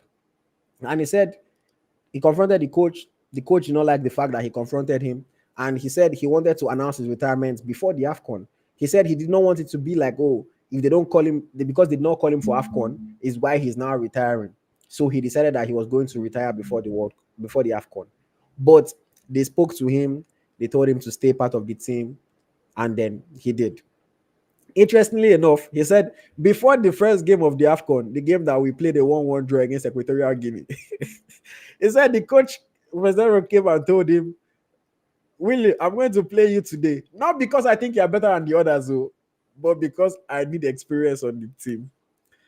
And then from there, obviously, we drew that first game. He said he now thought, well, if we've got a bad result, I'm probably going to be the first change that the coach is going to make. But he was there for the second team. When we got the penalty, Osimhen asked him to take the penalty. He scored, and then we know how everything went from there. Ekong ends up being the player of the tournament. I found it very interesting. One, the fact that Jose Perero did that, I thought that was not a very nice thing. Again, these are why sometimes we say that we have to get some information from players because you don't know what's happening behind the scenes. And the fact that he was so close to retiring, who knows how things would have changed? Who knows how the course of destiny would have been different if William Troost-Ekong had retired from the national team? But Smith Layi, when you saw that, when you listened to what Ekong had to say, what are the thoughts that came to your mind? Looking at I follow the sequence of events that actually what happened, but Perero was the one playing the victim role, but he was now the aggressor now slightly because I didn't know that Perero could say something like that. I did not. When you see a coach that can say something, when you say Jose Mourinho, when you mention coaches like that, you say okay. You will say okay. You can say, but Perero doesn't look like someone I can say like that. But I think just trying to like look for a way to get rid of William Troost-Ekong. I don't think the plan materialized. I think if you are 6-0 up against Sao Tome and Principe, you are 6-0 up already. Come on. Just to honor your captain, you can just look for a way to ask him to play parts in those games, in that game. So for me, I think it's just, I felt somehow that they're looking for a way to get rid of him, but kudos that he didn't give up on himself, and and he did so well against Guinea. Guinea was the game we was talking about, that the pre-AFCON friendly that we lost. Actually, he did so well. So for me to see that Perero say something, I'm really, really surprised about that. That means that there's some things. I was also surprised. Now you wonder what he would have said to somebody like Bruno that he did not give a single minute. You wonder what he would have said to him. You wonder what he would have said to other players. Someone like there's somebody else that did not get many minutes. All them hours, yeah, and Onyedika. You wonder what he said to them. So this football business can be brutal sometimes, man. Coaches can be very, very harsh. And I will say this: Nigerian fans, you guys, some of you that are watching, also contributed to this chase of William Troost-Ekong out of the national team, because Nigerian fans also turned on Ekong. They turned on Ekong. And fans are very fickle, so I'm not surprised. But Nigerian fans turned on Ekong. They started slighting him for every small thing, but it was just very interesting to hear. You can check out the podcast on YouTube. It's like a 10-minute clip of him just talking about that particular moment. But I saw that and I was like, let's talk about it, because I did not expect Jose Perero to be a coach that will say something like that. Hybrid 10 says it tells me that you can't see what's happening behind the scenes. That's the reality. As fans, as media, we critique players a lot. We talk about what's happening, but the reality of it is that a lot of the time there is more than meets the eye. Samuel says, Ayo told you that Perero is just a decent coach and AFCON was more of a result of players before that. Now you are just now diverting it to a different place. Him saying that does not mean that the AFCON was not his good work. What do you mean? He's still the one that sets the team up. He's still the one that chose Ekong to play. He's still the one that got us to the final. So you're just trying to use that. That's a whole different conversation entirely. Again, I don't understand how Nigerian fans don't like to give this man credit for his good job. What he said to Ekong has nothing to do with his AFCON run. So Sammy, you are very, very wrong, and you're just trying to use this to push your I don't like Perero agenda. But yeah, shout out to William Troost-Ekong, man. We're happy that you are still in the national team. Okay, Smith Layi, actually, let's take before I go to the talk about the unveiling of Eric Chelle, because that's what I want us to end with before we bring people to go. There was something that you wanted us to talk about. An interview that an ex-Super Eagles player did and spoke about his son. I'll let you lead us into that one. So, I think it was actually what Furo Iyeneme, and this actually what bounce out to what we're talking about taking care of players, even when they actually want serving Nigeria, it's very important. And it says something that he wants his son, Iyeneme that plays for Club Brugge, he wants his son to be wise. Don't make mistake like me. Don't be like Mumu like me. And when you look at that word, it's just trying to tell him that the mistake he made playing for Nigeria, his son should not actually was making, which I think that I won't blame Furo for that, because Furo saved Nigeria, did well, though he got criticized so much, but at least he did well for Nigeria. And when he actually got injured and everything, they don't take care, they don't ask, because when he got injured, play on national duty, they would not even. They will just send you back to your club. They just send you back to your club and everything, and I'm going to give one evidence here now. A player got injured in a game between Mali and Nigeria, and all of you will know that player. He got injured. They took the player off the pitch. No single soul came to check on him. It was the Moroccan doctors also arranged him and packed him. You have to go back to France and everything. It was when the game was over, and later, that was when two players came to check on him, just to tell you how bad it is. And that guy was out for like 4 months or so. The same thing happened. They did not check on him. Ifeanyi Udeze got injured playing for Nigeria against Angola in Kano. When he got injured, they asked him he left for his club. And when he got fit again, they didn't check on him. They sent invitation to him. AFCON 2006. Here come. He said, no, not this time around. It's just for us to look for a way to take care of our players, because before you know it too, one thing or the other, you might need their help tomorrow. So indirectly, just treat somebody well. That is a simple phone call. It's even goes a long way. How you feel, how you doing, but you don't care, because we are 250 million people. We think we can do what we like. I think it's extremely unfair. For Furo to say that he might not play for Nigeria, I agree with what he might be feeling. He has the right to feel that certain way. I just brought the discussion out that we need to take care of the people serving this country. If you are in charge of them, look for a way to take care of them very well. It's very important. Some of these people might not need your money, but single work, they do and everything is important. It's important, because all these guys you see today now, they will become legends, become big people tomorrow. Tomorrow, if the system is very good, do you think Ebenezer will not be looking for a way to come back to the country?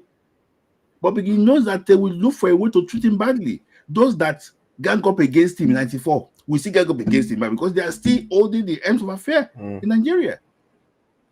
I get what I'm trying to say. So I just think that we should treat people well now. It's very important, because nobody knows tomorrow.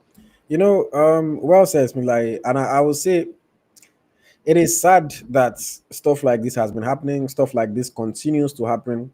As much as I want everybody to be patriotic and want their kids to play for Nigeria, I cannot blame when people say things like this, because if Nigeria has shown you Pepe, and then you are still, and this was what in 2000, which year, Yeah, and we are still seeing the same thing happening to players in 2024. You just look at that, see, nothing has changed now. Nothing has changed. If people are just getting older, the same thing is happening. So I would understand why he would say, hey, my son has talent, my son is a prospect, or I just want him to be wise. Because again, if something happens to him, he might be left high and dry, and nobody will care how he progresses or doesn't progress from there. But I think it is sad. At the same time, we come and criticize all these foreign-born players when some of them are waiting to see if they will choose Nigeria or not. That some of them, if they play for other national teams, they get pension. Even after they are done playing, they are still getting paid for serving the national team. Who is collecting? Nigeria, they cannot pay you when they are playing. You think they will pay you when you're no longer playing, you know? So sometimes I cannot blame players for wanting to choose other national teams, because other than maybe the joy that you get from playing for Nigeria, there's a lot of struggle that comes along with that joy. You it's very shameful. I really do hope that, why we're in a new year, 14 days into the new year. Let's Ibrahim Gusso, Shehu Diko, everybody running sports and football in Nigeria. Let's start and just make things different. Let's see if 2025 can be the start of great things for us. Let's see if 2025 can be the year that we try to change the way we do our things in Nigeria. And that way, foreign investments would be interested in coming in. Foreign players, foreign born players rather, will be interested in playing for us more. We wouldn't have to be begging people. But if things stay the same way that they are staying, there's a foreign born girl that plays for under 20, that played for under 20. And she was in my DM some months ago asking me, like, please, that how can I help her? That they asked her to pay for her flight to come for camp. And it's been months and they've not repaid her the money. This girl was 18 years old. The money for flight from, I'm not going to say from, okay, I'll say from UK to Nigeria. She probably doesn't have that money. She probably had to ask somebody, maybe her parents, or maybe her savings that she managed to gather. She's not a professional yet, playing under 20 football. You asked her to pay for her flight because she was so eager to represent Nigeria. She accepted, she paid for her flight. And then all of a sudden now, for her to get her money back is an issue. And that she has been calling. She said she has been calling. Nobody is answering her. Now, if that girl becomes a star player, how do we convince her to come and play for Nigeria? Do you understand what I'm saying? How do we convince her if she later becomes a star player after you've done this kind of thing to her? Or after, let's say she grows up now, she has a child. How do you want her to be encouraged to bring her child to play for Nigeria? So we need to try to do better. We really do need to try to do better. But yeah, sad that stuff like that is still happening. We are less than 30 minutes into the program, so I'm going to post the link now for anybody that would like to call in and share their thoughts. You can call in now. Please make sure you have you're fully dressed. Make sure you have lights on, and we'll bring you on shortly. Let me just read some comments before we go into our final topic, talking about Eric Chelle's Unveiling. Monsu Ogungbade says Furo was a beat part player at that AFCON. If not for Taribo's influence, nobody would know him. I think that's a bit besides the point right now. That's besides the point. We're not talking about how great he was as a player. Let me see. Hybrid 10 says all it goes back to poor leadership, period. Yep. That's what it goes back to. Shout out to Coach Obi Ojimadu, became a member on Eagle Tracker. Thank you very much. The rest of you guys can also become members by clicking the link and signing up. It comes with a small membership fee, but then you get access to exclusive content, exclusive, engagements, giveaways, you get badges, and a lot of fun stuff. And it's also just a nice way for you to support the channel. If you like what we're doing, you like the content we're creating, please become a member. There are different levels, but you can be a flamingo, you can be a falcon, you can be an eagle. Coach Obi entered the smallest level, flamingo, but thank you very much still. Any level that you can afford to support, we really appreciate it. Thank you, Coach Obi. Thank you for everyone that supports Eagle Tracker. Wisdom Friday says, see, who do we have to? Okay, we don't have to blame anybody that have decided not to play for Nigeria. XXX says his son's path might not be as rocky as his. He should just let his son make his choice. Look at how Okafor's father was making noise that his son won't play for Nigeria. We've seen how that end up. Again, his son's path might not be as rocky as his, but again, you cannot blame people for not wanting people to experience what they've experienced. They say experience is the best teacher. The wise ones learn from other people's experiences. The fools learn from their own experiences. He doesn't want his son to be a fool. That's it. Coach Obi says, I met Furo in Belgium last year, and he lamented on his ordeal. I don't blame him. He was abandoned when he needed help. Yeah. And then Oluseun Ademola says, nothing will change. I just don't understand with the country. No one seems to have know-how on how to manage anything. Okay. We already have a couple people waiting to call, but Smith Layi, let us get into the final topic for today. We're talking about our new Super Eagles head coach, Eric Chelle, was announced and unveiled to the Nigerians and the rest of the world, in Abuja in front of a packed crowd. We can see all our senior men of the NFF and Sports Commission on stage with him, as he holds the jersey. And now we're looking forward to seeing what he can do. Smith Layi, I'll throw this question at you. Or before I throw the question at you, although I think the key thing that stuck out from everything that Coach Eric said during that interview, it says that he was a Nigeria fan.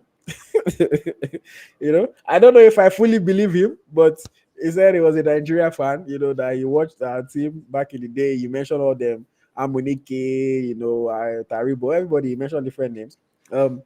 He also says that he likes attacking football.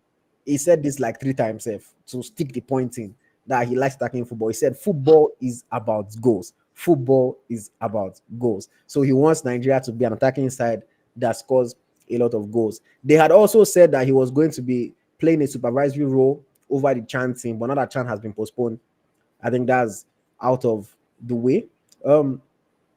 But yes, Smith, like, what would you say we learned? What stood out to you from the unveiling ceremony of Coach Eric as the new Super Eagles head coach? For me, what's I think what I can see is a very confident young man, a fantastic guy. Despite that he might not be able to communicate very well in English language, but you can know that he's a guy that is he knows his onions. That's actually one thing about him. And people say that Lamba say Nigeria was his favorite team when he was growing up. I believe him. In the 90s, Nigeria was the toast of the African, especially the African continent. Honestly, we won the Olympics when the second round of the World Cup. We were the best team in that decade, that 1990 to 1990 to 2000. We're the best team there. So I was listening to a Ghanaian guy. He said that anytime Nigeria is playing, you will be crying. That you mom now said that why are you crying now? It's not Ghana that is playing now. He said, yeah, I lost. Why are you crying? Say, but I thought you were Nigerians.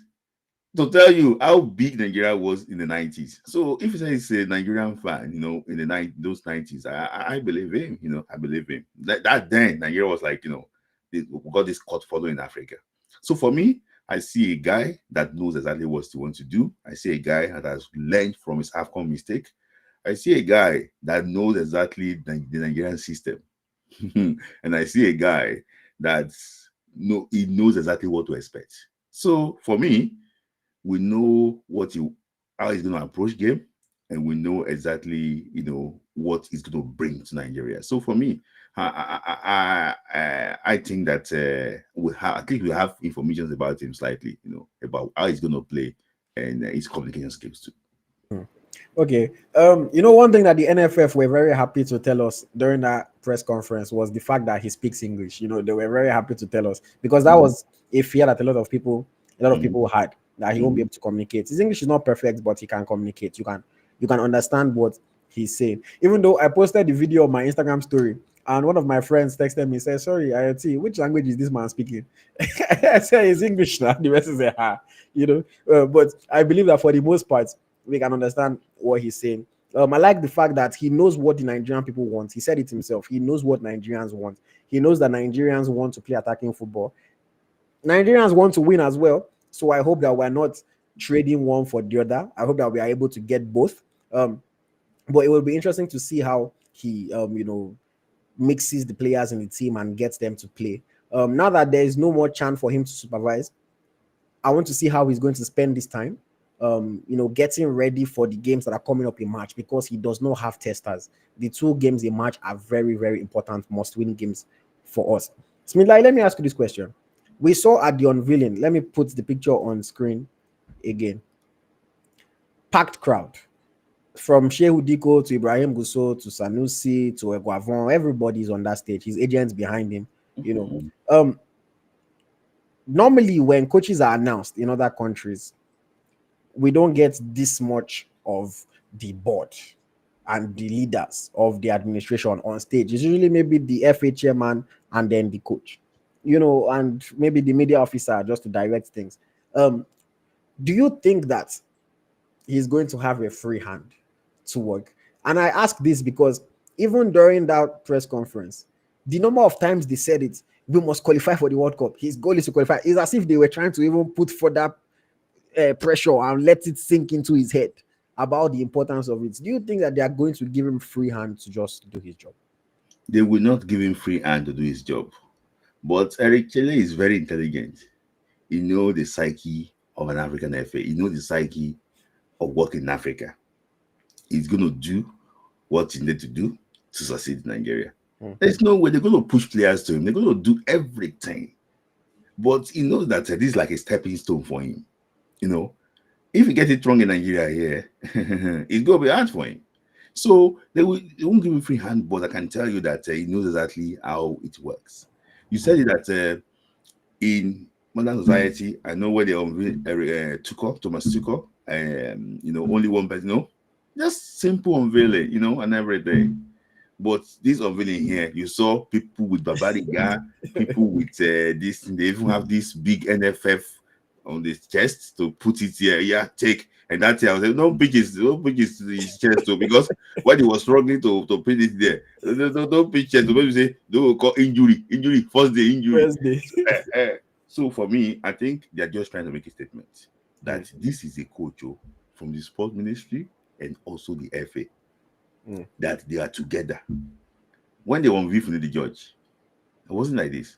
The only person missing in that picture was Awoniyi Pinnick. But it was the one that was drumming the drum, you know, in the background.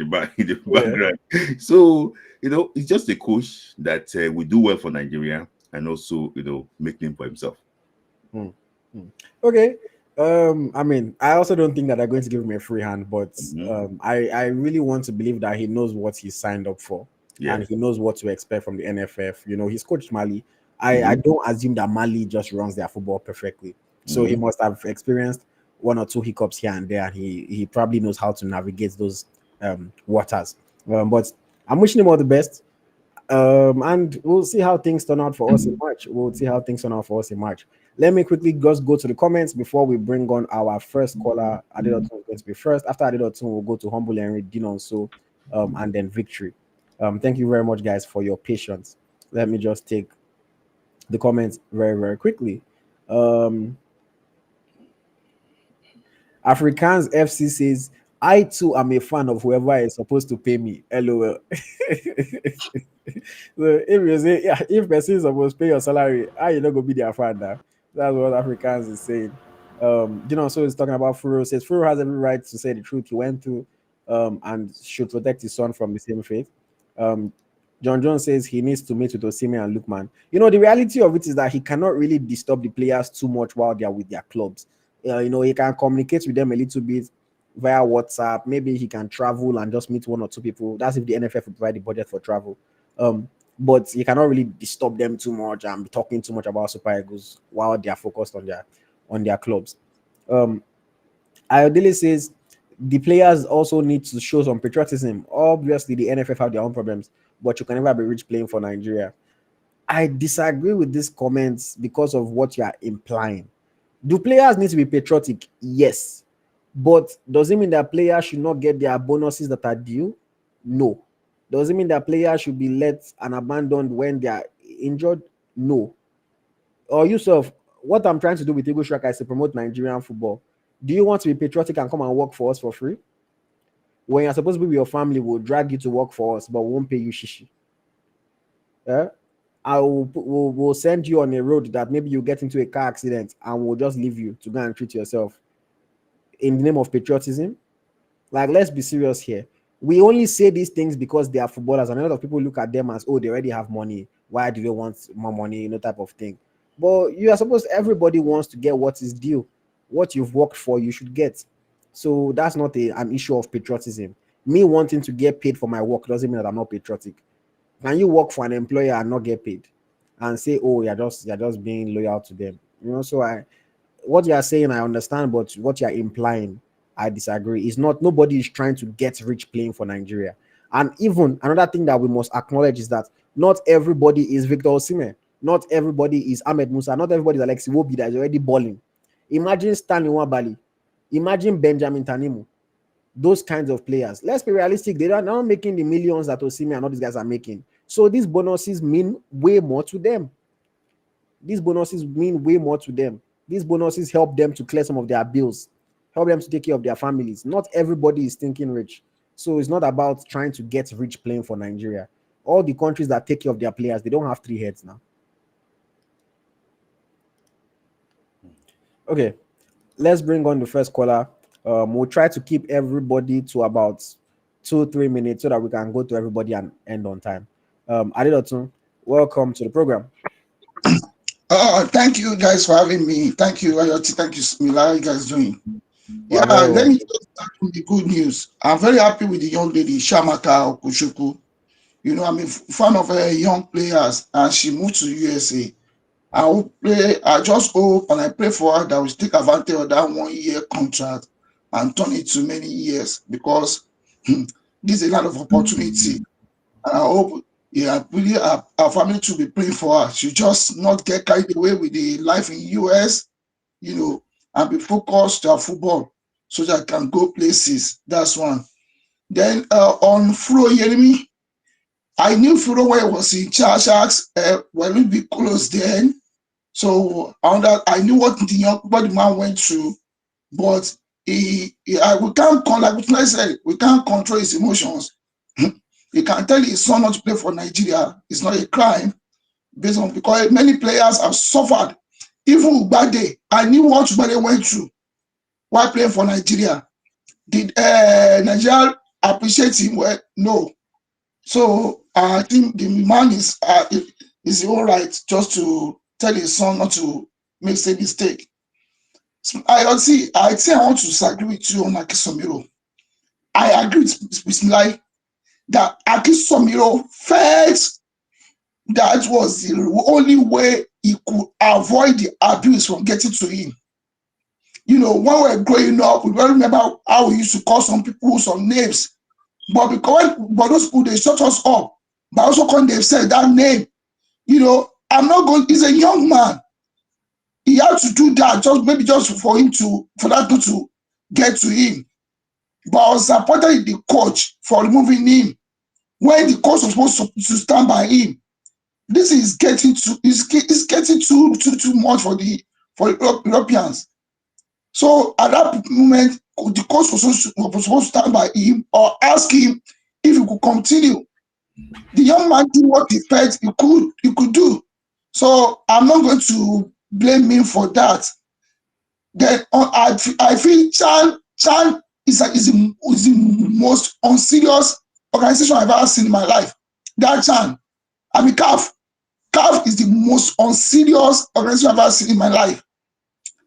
I don't know the people that are there. How could you postpone a competition 18 months to go when it's not that there is war in that region, or there is war in Africa?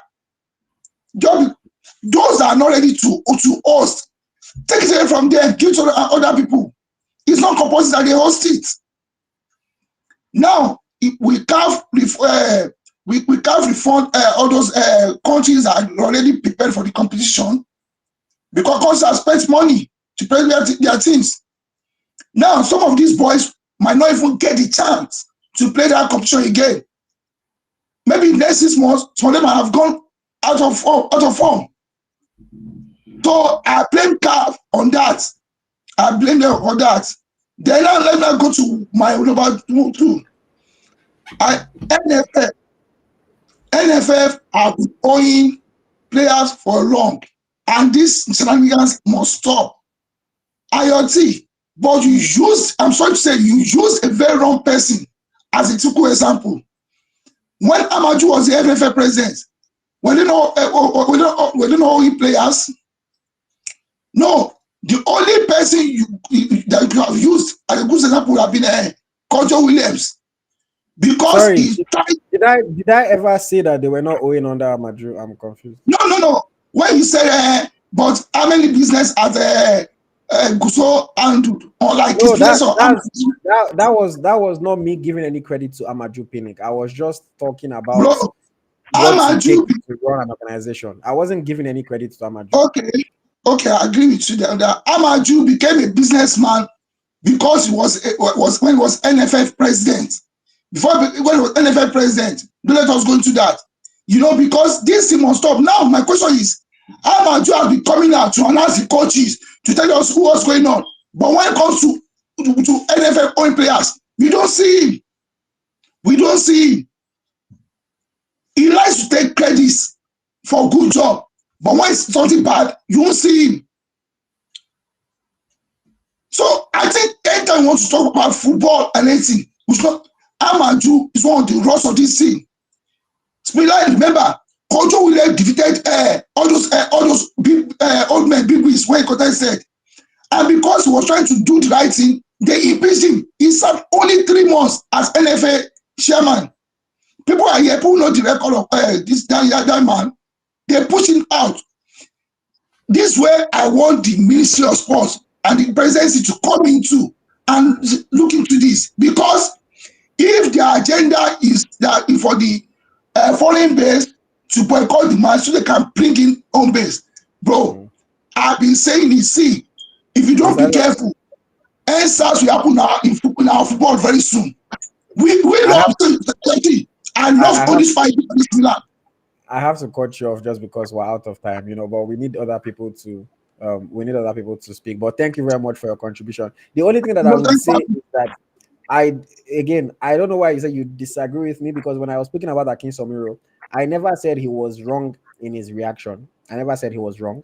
What I said was, in situations, I understand that it is easier said than done, but when you're in a situation whereby your reaction only is going to make things worse for you, it can be better to not react. I didn't say he was wrong. Again, everybody deals with things differently. When you are faced with a racist abuse, I cannot tell how you're going to feel or react to it.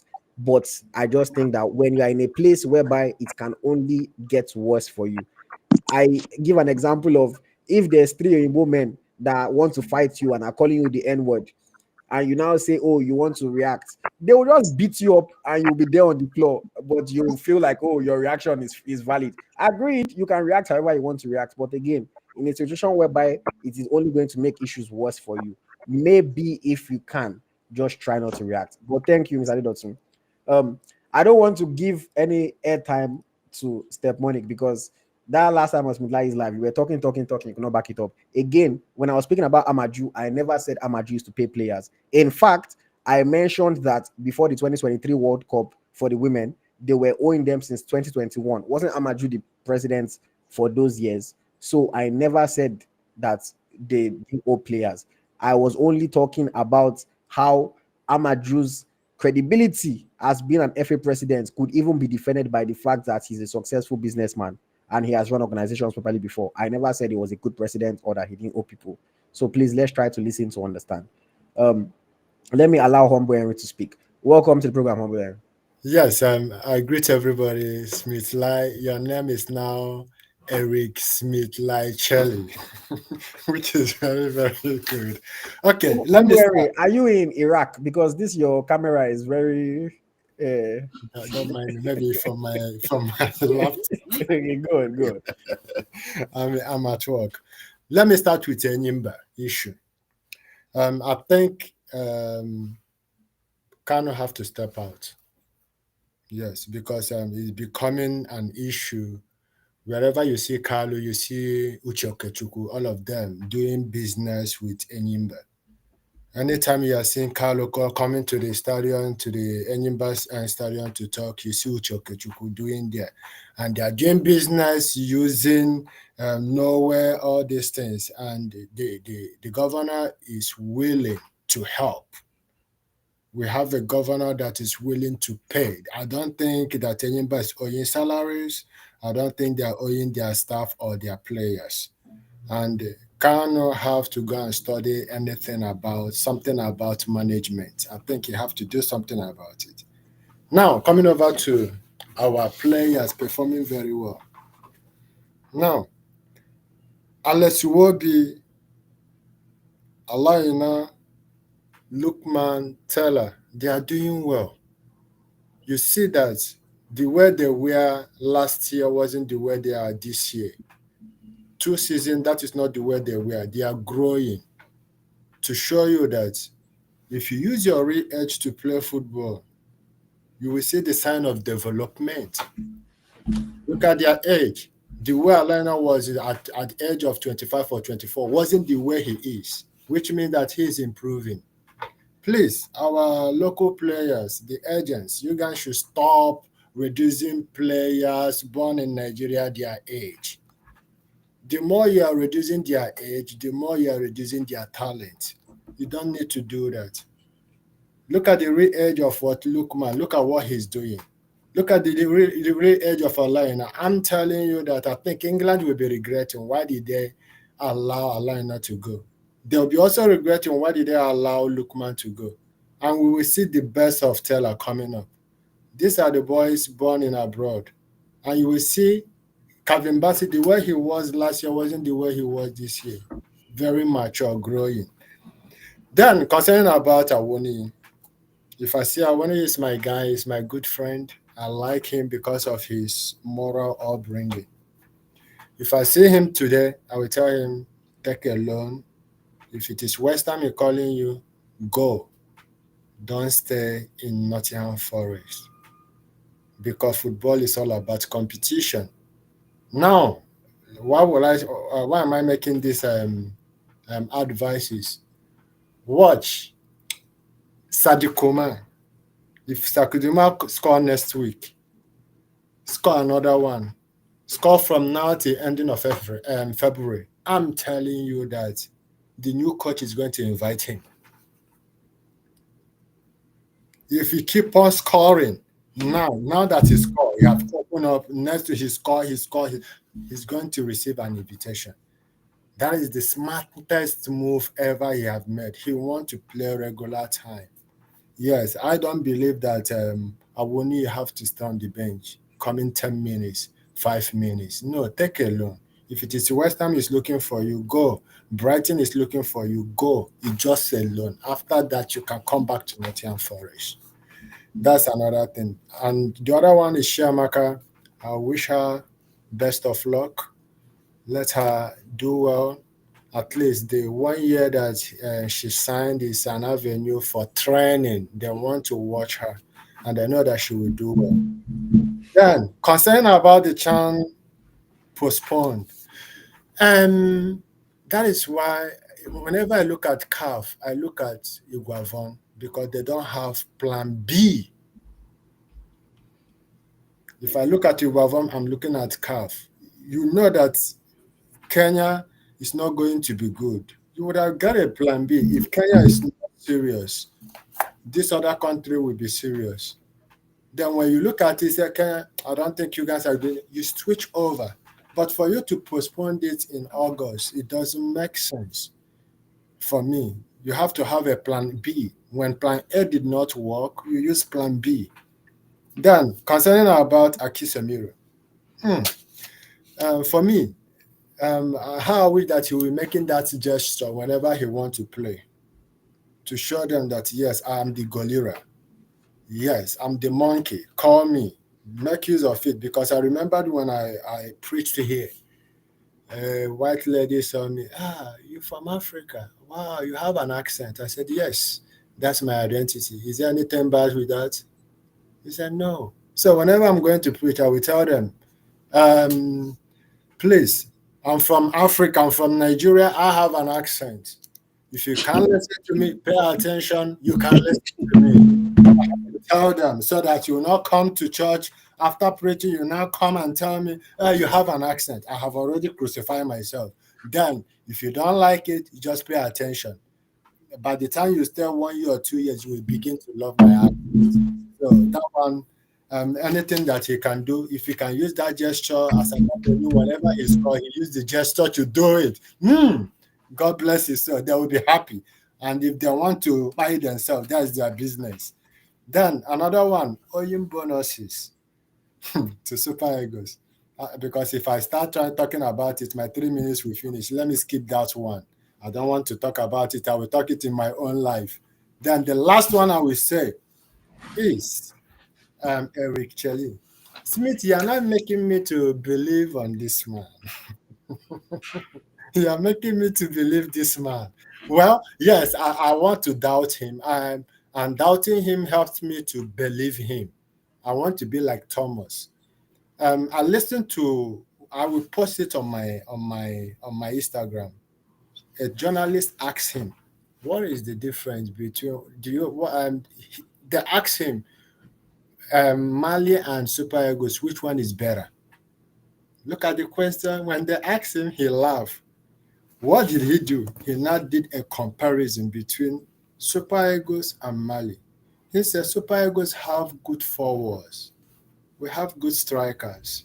Mali have midfielders. Therefore, he knows what he wants to do. He knows that we have problem at the midfield, and he's coming to do something about the midfield. He knows that striking, he doesn't have any problem. Just want to tell them, look at what you do to score goals. Since he have already in his interview, he mentioned Lukman and Oshime and some other things. He knows that Nigeria doesn't have problem with that. The problem is at the midfield. And I know that he will do well about it. Thank you so much. That's the only thing I can say now. And God bless you all. Thank Thank you very much. Very educative. Nice to hear from you. Very educative, yeah. Thank you very much. Okay. Let's quickly jump to Mr. Dinon. So we're already over time. So please let's try to keep it as quick as we can. Welcome, sir. Hello, my bros. Hello, everyone watching. So, in the case of Akinsanmiro, let me keep that short. I think it is time for African players to start approaching the referee with regards to what is going on rather than reacting to the fans. When you're reacting to the fans, you're putting yourself at risk of getting a yellow card or a red card because they will just base it on the rules of the game that you're very much inciting the fans. Okay, I think it is time to get smarter about that. The camera is all over the stadium. They will see you talking to the referee about what is going on. They cannot deny it after match. If they don't put it on in their match report, there is a camera that will capture that was reported to them. I'll keep that at that. With regards to Furo Enemi, I think this is where the casualty of our own cause. What's going there, what's happening is very clear to every one of us. We have 6 times the amount of really good players out there, but we get the least amount compared to other African countries. It's because we have not put our home in order. Period. With regards to Amaju Pinnick and our Guardiola, they are the architect of the main issues going on in all our football. They are, and we have to face reality.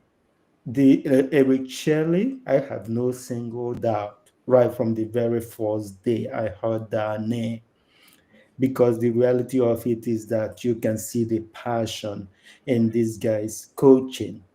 Okay, somebody will not react the way he reacted against losing to Ivory Coast if they don't care about winning. He cares about winning, and he has beaten Nigeria. I watched that again. There should not be any comparison between a Guavon and Monique. Finidis, I don't count him as a coach. None of them is at the level as Eric Chelle. And the most important thing that might have happened to every one of us Nigerian is that we have a coach that does not have any tribal sentiment. That is crucial. That is very crucial. Period. There. He knows what is lacking in Super Eagles, and he is going to try to address it. I think this guy has a better record than Westerhoff before, when Westerhoff was appointed the coach of Super Eagles. Yes, he does. So come to Awoniyi. Awoniyi I like him. He is a really good human being. He needs to move away from Nottingham Forest really quick. And at the same time, you can see a player that is working hard. Yes, he is working hard. But the thing is that you have to understand your body. If you're piling up a lot of muscle mass, you have to train yourself to be able to carry that muscle mass. The Awoniyi flexibility, I would say, is disgraceful for me to watch. It's disgraceful for me to watch. You don't have a striker dancing a ballet when you had a chance in your feet in the 18-yard box. The only goal he has scored is a drag against Sao Tome, and the other one is a goal that scored itself, that hit him on the chest and went in. So, tap-ins, I don't count tap-ins as goals. Okay? Tap-ins does not boost the confidence of a striker. There are goals that really heighten the spirit of a striker.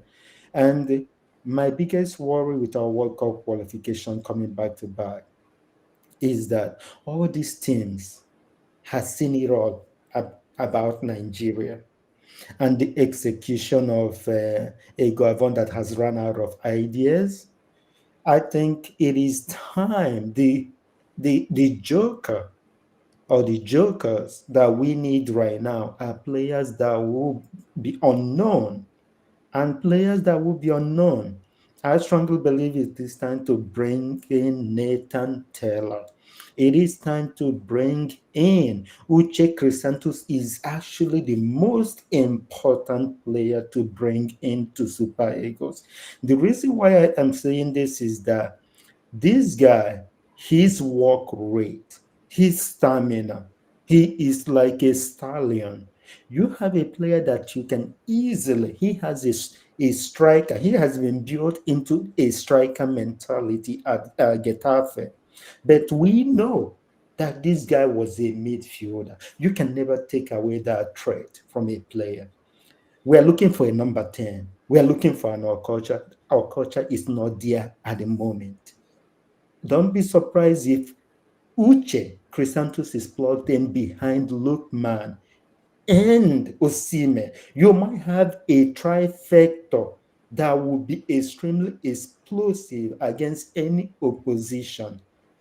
We need to explore other avenues in terms of new players that can change the dynamic of Super Eagles. I've seen the formation that Eric Chelle plays. That number 10 role is very crucial to him. It comes down to who is going to be that player. And in our defense, we have to be very, very careful because there has been lapses in the players we think are very reliable, but it's time we look further in. A player has made himself available to the Super Eagles. It is time that player, I will mention the name, to be brought into to come into the system. It's time to bring this guy into the system. Felix Uduakai can be a solid left center back. What that will give Nigeria is Basi, who is very good at going forward and throwing in crosses. He is more comfortable doing that. Onyemechi is a good player, but he has not gotten to that extent of confidence in that left side of our defense. He is not. It is time we explore other players, but Igor Obu, definitely that guy needs to be in Super Eagles. He needs to be there because he has the potential to be a starter. He is good in air, he is good on the ground, he is very fast. He's not a player that you can dribble and get away easily from. So I have to cut you off. I'm sorry, just because we're out of time. I don't know if you want to just make a final 30 seconds. Okay, my final thing here is that I believe in Eric Chelle. I believe he will bring a different mentality to the Super Eagles. Where will there be influences from NFL? Yes, but Eric Shelley is not going to yield to it because this is his chance to very much prove to the whole of Africa and the world that he is a capable coach.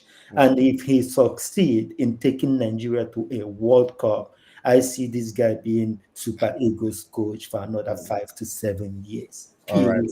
Thank you. Thank you very much. So always nice to hear from you. Can I just Okay, add what do you want to say? Ivory said that, see, the comment you have been making, Ivory 10, I think if they're abusing you here, I don't know what to say again. He said that you will blame me if you didn't qualify for the World Cup. It will play So the like leave that for now. Leave that for now. Don't worry, we'll still get to the comments before we wrap up. Okay. The only thing I would say that I maybe slightly disagree with, and so on is maybe I've said this enough times. I don't think Uche has done enough to get into the Super Eagles squad. That I just don't think. I like the fact that somebody was a midfielder at semi-pro level does not, in my opinion, justify calling the person up to play midfield for the Super Eagles.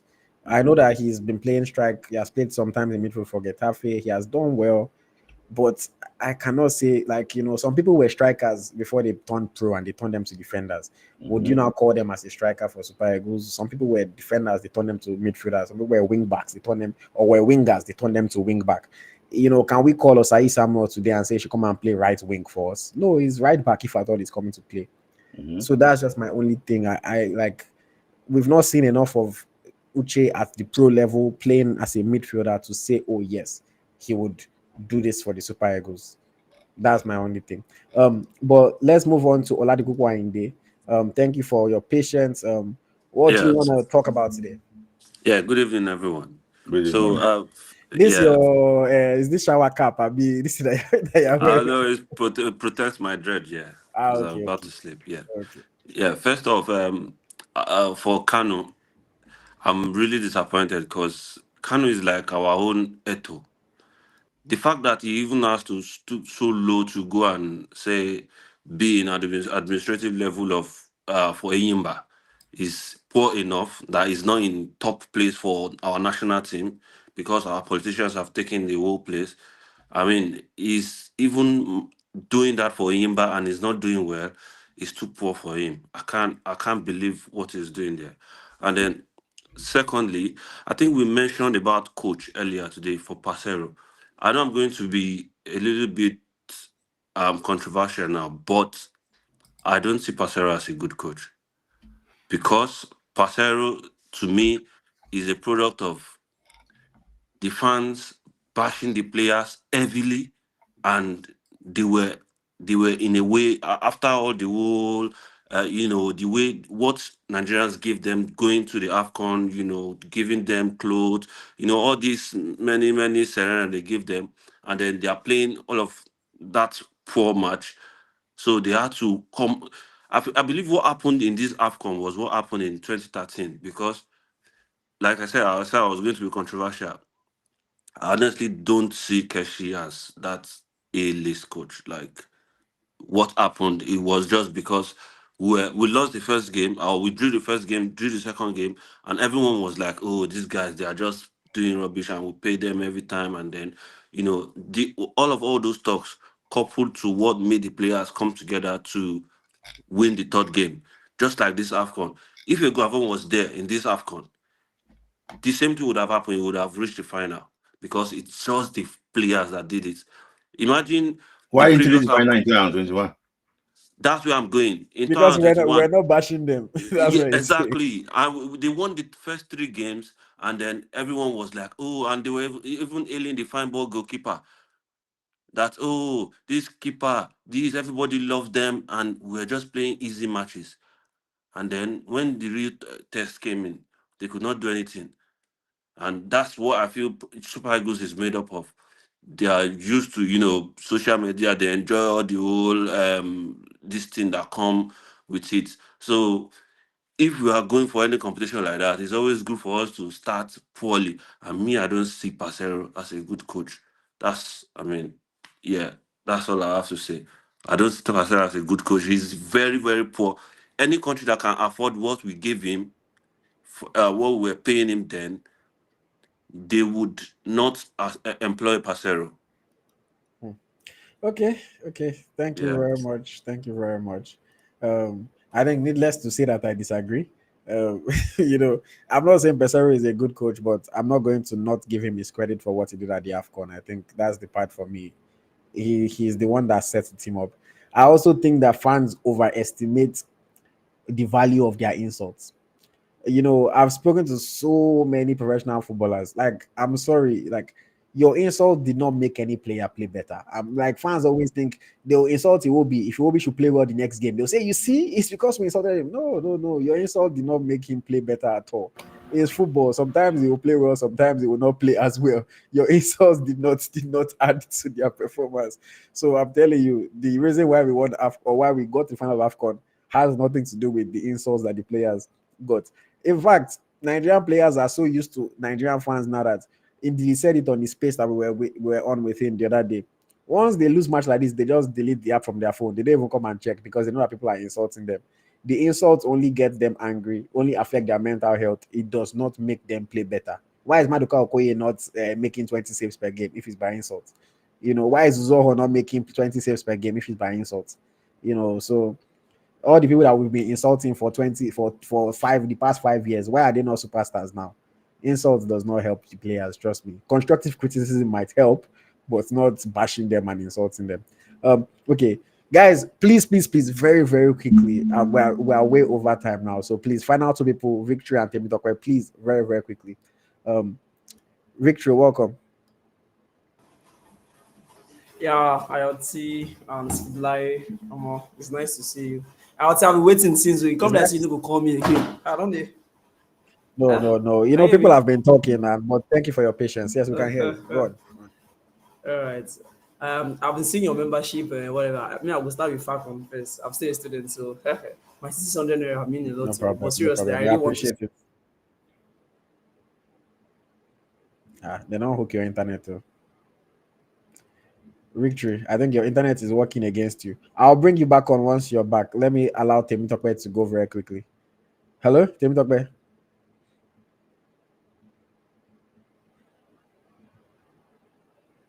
Hello? Hello, Ayo. Good evening. Good morning. Yes, good evening. Yeah, welcome. Hello, Ayo. Can you hear me? Hello, Ayo. Can you hear me? Yes, go on. We can hear you.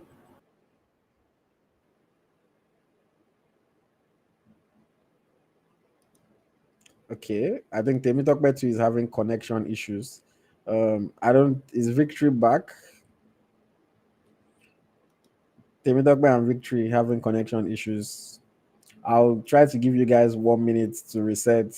While we're waiting for you guys to reset very quick, let me just go to the comments because I know the comments have been going off for the past few minutes as everybody has been talking. Okay, let me scroll and see.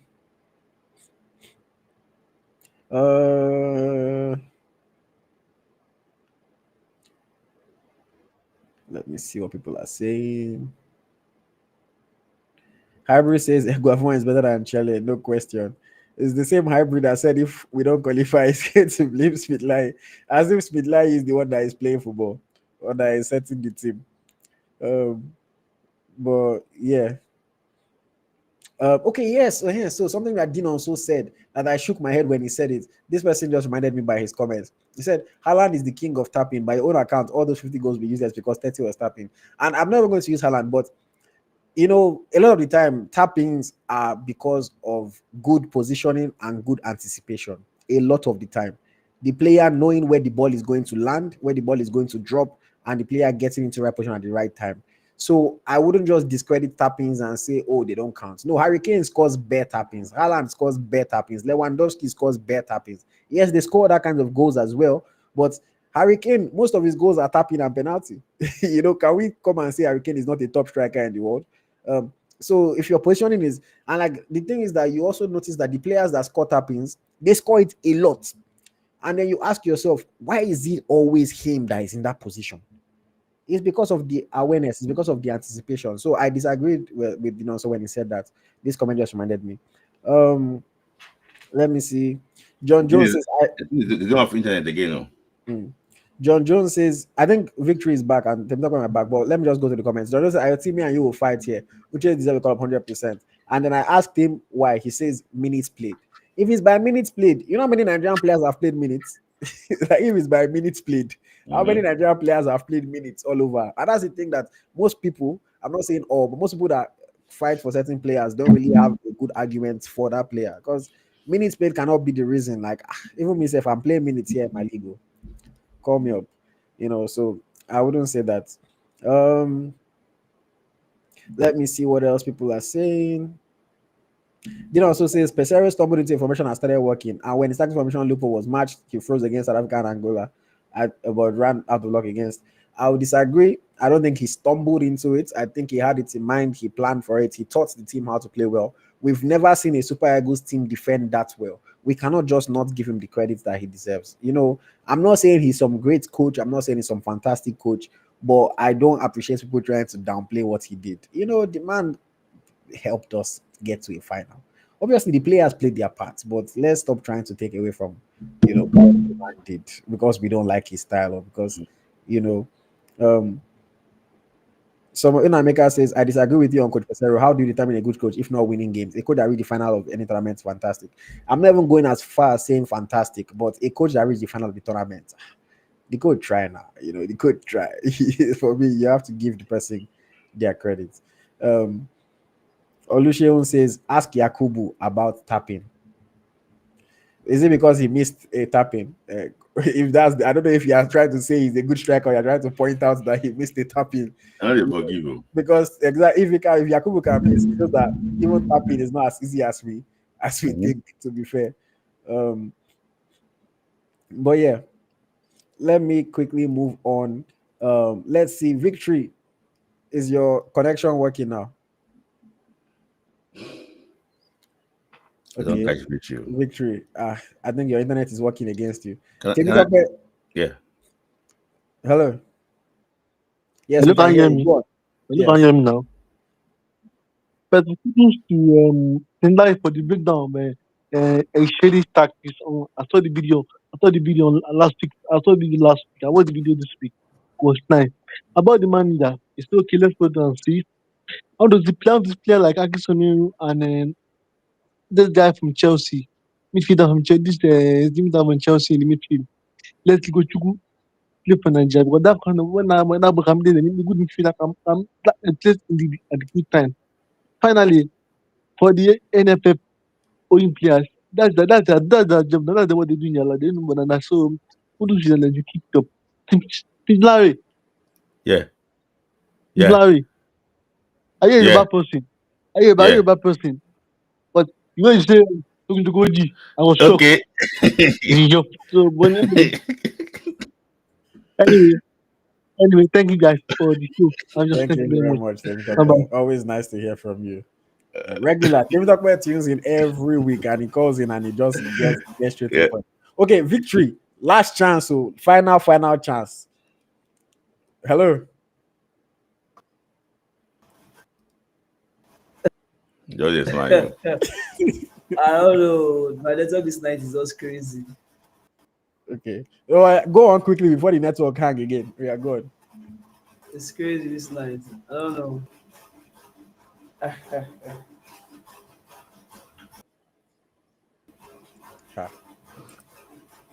Go on, or you can talk. Victory. Oh man. Hello. We can hear you, Victory, now. Hello, Victory. Can you hear me? AyoT, can you hear me? Go on. I don't even know. Yes, go on. I don't know if you can hear. I think he's the one that cannot hear us. I think he cannot hear us. Yeah. Victory. We've tried to wait, man. We've tried to give you opportunities. I really wanted to hear from you, but if your connection is not agreeing, there's nothing that we can really do, and we are already way over time. So we already like overshoot our time. In fact, to say that on radio station we did, don't carry us. They go around send us come out since. Yeah, but Uh, yes. Can I just reply to let me just say comments about what the also said quickly? Let me just tell you something. Okay, Takwe Victory, are you here? Nine come out by himself. Okay, Smith Layi, go on. Okay, I just want to say something that according to what I'm actually hearing, I just think that they're waiting for him to just do well in this first match friendly, in the first match World Cup qualifier. There's a window in June that we don't have players playing the World Club Cup. Don't forget, we don't have those players. So the NFF want to organize a friendly game, around that period too, to see for him to be able to assess his players like a less risk game, in around June, and to prepare for what will happen in September. So for me, I think they are trying to give the support too. I think what we key Rwanda, and I'm going to mark my words here because it's just 2 months. AyoT, I hope you're going to start counting down to that game very soon because it's 2 months now. Yeah. What we key Rwanda, mark it down here, is that they will not know what to expect. They will think it's the same Nigerian team that played against them in Uyo. Look, they could be facing a better team or a worse team than they want. But I just hope that Chile will get it right and the Rwanda actually will be in problem. All right. Thank you very much. And thank you to everyone that is still tuned in. The numbers haven't dropped that much, and we're already almost 2.5 hours into today's show. I really, really appreciate you guys for rocking with us, man, for sticking with us this long. A lot of people, and that's one thing that I appreciate about this community. A lot of the time, if it's more than 15-20 minutes, people don't have interest. 1 hour is already stretching it. But you guys actually will stick with us for hours, deep into the night, talking about Nigerian football. And I really, really appreciate you guys for that. Just to give you a quick note, the next interview is going to be live next week, not this week. Let's give people time to watch this Anayo interview and soak it in, get feedback. But next week, interview with Emeka Eze. Emeka Eze is a player for Pendikspor in Turkey. And his story too is very interesting. I will tell you that. I know I really, really hyped up that Anayo Iwala interview, and I know that he lived up to the hype. I'm going to hype this one up as well. You guys are going to enjoy his story. It's not quite as crazy as Anayo Iwala's story, but very, very interesting as well. Started his career in Nigeria, or started playing football in Nigeria. He made a move to, was it Senegal? He went to Senegal as a young player before he even left, and they showed him Pepe inside that country. They showed him Pepe before he finally came back to Nigeria, got a move to Europe, and has been pushing his career since then. I find that a lot of players who started their careers in Nigeria, they have story of struggle to tell because it's not easy to come out of Nigeria or Africa and make it abroad. So watch out for that one coming out next week, and then the interview after that one is going to be with Rafael Ayagua. If you don't know Rafael Ayagua, he was recently in the news about last year for the issues that he had with his club in Egypt, where he had to come and essentially beg for them to release him. He's going to share all that story about what happened with his club, about his journey so far, his time in the USA, everything, and then more interviews to come. The goal is to bring you guys at least 30 interviews in this 2025. At least. So just stay tuned. If you're not already subscribed to Eagle Tracker, please make sure you subscribe so that you do not miss any of the content. And I hope that you guys keep on enjoying our programs and keep on supporting. Like the video, please, if you haven't liked it already. Before you leave this live, please like the video. If you're not already subscribed to the channel, please subscribe. Share with your friends, share with whoever you usually talk about Nigerian football with, and allow other people to enjoy this quality content as well. We look forward to next week, Tuesday, where we'll bring you guys another fantastic episode of the Nigerian FC podcast. Until next time, my name is AyoT. My co-host is Smith Layi. Yes, thank you for tuning in. This has been the Nigerian FC podcast. Bye-bye, guys. Good night.